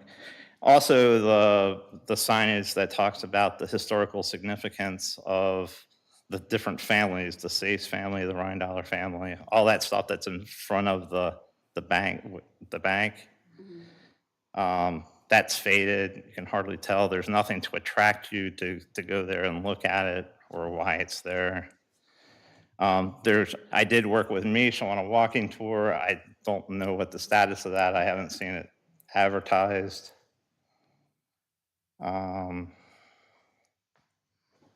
Let's see. Dave, do you have a list of the Main Street historical markers that need rejuvenation? Yeah, all of them. It's readily available on the internet, but I can certainly provide. Yeah, Do provide that that over too. to us, because I'll put that in as part of your public comments for this meeting. So that comes to another, can since start the addressing the it. communication thing, that's also, one of my questions was, I see that you list who is the chairperson for each one of the, I don't know what you call it. Committee. Each advisory committee. But how do we communicate? Do I go through Mish and then he decides, or can I go directly? There's no email addresses, there's no phone numbers, there's nothing that, We can provide that, and if I'm not mistaken, that's part of the new Main Street Taneytown website. That information will be on there, and that website hasn't launched as of yet. Scheduled for that. Not sure. Depends to some degree on Cone Creative.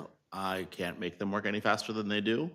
I can update you as I send content to them, if you'd like.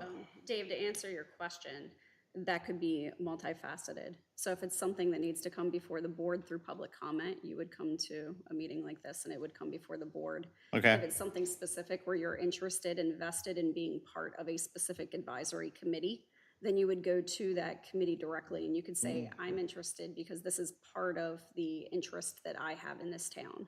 And you could bring your ideas into that committee very specifically and address each individual committee liaison. unfortunately, because of my work schedule, it just happened that I was available. Right.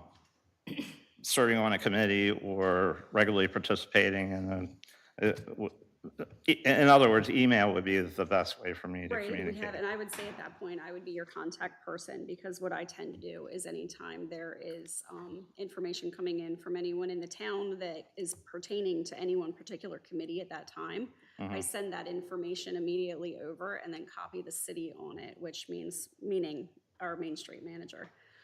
So the city is aware of the things that you're talking about and the things that you're looking at and the things that we're sending over to the committees, but you could be talking about the rejuvenation of these signs, and we could then give that to whichever one of our committees is best suited to looking at signage and getting funding for that signage, and then they can start, incorporating projects like that into it instead of them just being pushed aside. Okay. As you were going through something, I was kind of mentally making notes. Ms. Tillman, you had promotion. I 100% agree that we need to do something to not only change, to identify Main Street, but also Taneytown itself. I mean, small town with a big heart, do a Google and see how many cities come up with that. Right, exactly. I also have a problem with the founding date, but that's another. Remember that. There was the clean, safe, and green. So there was a proposal years and years ago, the area behind the fire department, which is a gathering place for some unscrupulous activity, for what I understand. The gentleman who lives in Eagleton Academy House, I want to say that it's 42 York Street, but I think that's probably wrong. He proposed years and years ago of putting a very nice garden back there, trying to get, and this is before cameras were a thing, to put some cameras back there and to make it a very nice area where people could go and have a bite to eat and not have to worry about whether or not they were going to cut themselves on a needle or whatever back there. So that may be an area that you may want to look at.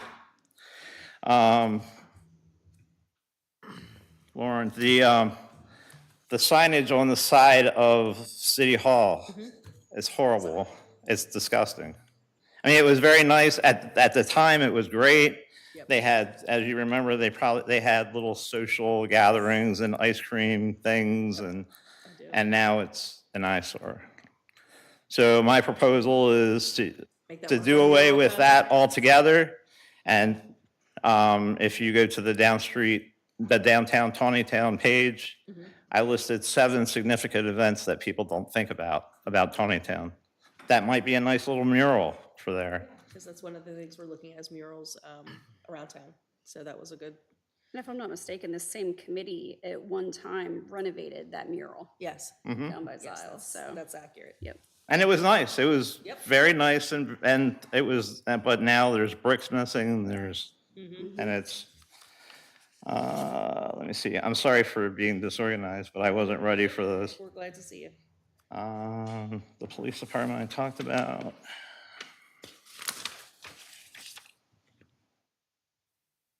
Oh, I sent a huge amount of emails to Mish when he first came on board and inundated him with 30 years of emails that I've been trying to get Taneytown to do. So, That's fun. Excuse me, can you just clarify one thing? 'Cause Sure. when you spoke about the area behind, you said the fire department, and then you just mentioned behind the police department. Can you clarify? oh, I'm which sorry. area? I meant the fire department completely. Apparently, the city owns that small tract of land. Was my understanding. And there's like a little hill back there, Yeah, and the city owns it, and I forget the number of feet between that it the is. house and the alley? It's not really the alley, it's directly behind the fire department. But if you go to up to the fire department, look in the parking area, and then look past that, as you see the houses that are back there, Okay, there is a number of square footage that the city owns. okay. And because the city owns it, it just has become disarray. I think the city at one point put a trash can back there, and I think somebody stole the trash can. And then they tried to possibly put a lock and a chain around it, and that just became something that It just didn't. was a match. challenge. Yeah, it didn't work. Yeah, exactly. Thank you. I said the emails. Still have those emails? I do. As Mish can tell you, I can recall an email in a hot second. His filing system is miraculous. I was quite concerned, and I sent several emails to the city about not recognizing, and I think this can be tied into Main Street as well, and to not recognizing Black History Month. In 2020, we did a great job of recognizing 7 of the soldiers who participated in the Civil War. We laid wreaths on 5 of the 7, and we've done absolutely nothing since then. The efforts that we do to recognize our fallen from Taneytown is, when we leave here today, I'm actually going to the Historical Society of Carroll County because Carroll County is one of the few places that when you return from World War II, they sent out a questionnaire, and everyone answered the questionnaires. And so they have everyone from Taneytown who was killed or participated in World War II, there's a record of. And I have a database of every soldier in Taneytown. And when we lay wreaths through Wreaths Across America, we miss about 30% of the fallen that. Dave, I'm gonna have to ask you to wrap it up. Yep. We go with a 2-minute, we had agreed it as a board, 2 minutes per person. No worries. You suffered through our 2 hours, so I figured we'd give you a couple extra minutes. Oh, I appreciate that. And so, those are the things that concern me, and I'd be willing to work with anyone one-on-one or when I have time available, things like that, to make sure that Taneytown is a success. I will say that your time is limited. My wife and I will be moving in about a year, and Taneytown will be something that we remembered fondly, but probably will not be participating in at the level that we are now. And I think you have knowledge that, no, we appreciate it because you've got knowledge that other people in this town may not necessarily have. And it's organized. So no, we'll definitely. Thank you for the time. I appreciate it. You're welcome. Thank you, Dave. Appreciate it. All right. Guys, that was an amazing meeting. It was long. We have some upcoming meetings, February 28th, March 27th, April 24th, May 29th. They are at 9 a.m. regardless of what I email you at any one given time. The time is 9 a.m. It is not any other time. And do we have a motion to adjourn? Real quickly, we don't have to talk about it now. I want to put it on your radar that the May meeting is the Wednesday of Memorial Day week. So just be thinking about whether you are good meeting that week. Okay. Just putting it on your radar early. I have a feeling I know how everybody's gonna vote, but we'll address that one next time, but I have a feeling. You were looking for a motion to adjourn before I interrupted, ma'am. Motion to adjourn. Motion. Motion, second, Yeah. I was poking Keith over here. adjourn. Look, break them in gentle.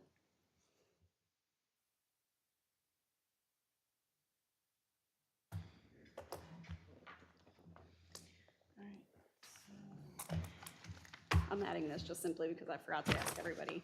I know, it's like we're done, You but can email me everybody's over any moved. volunteer hours you had from your last Well done. set of meetings. Do you want to keep it? You may. Yeah. I specifically picked out an unoffensive one. I have some that are labeled City of Westminster. I completely forgot. I know Bobby's been blowing up my phone.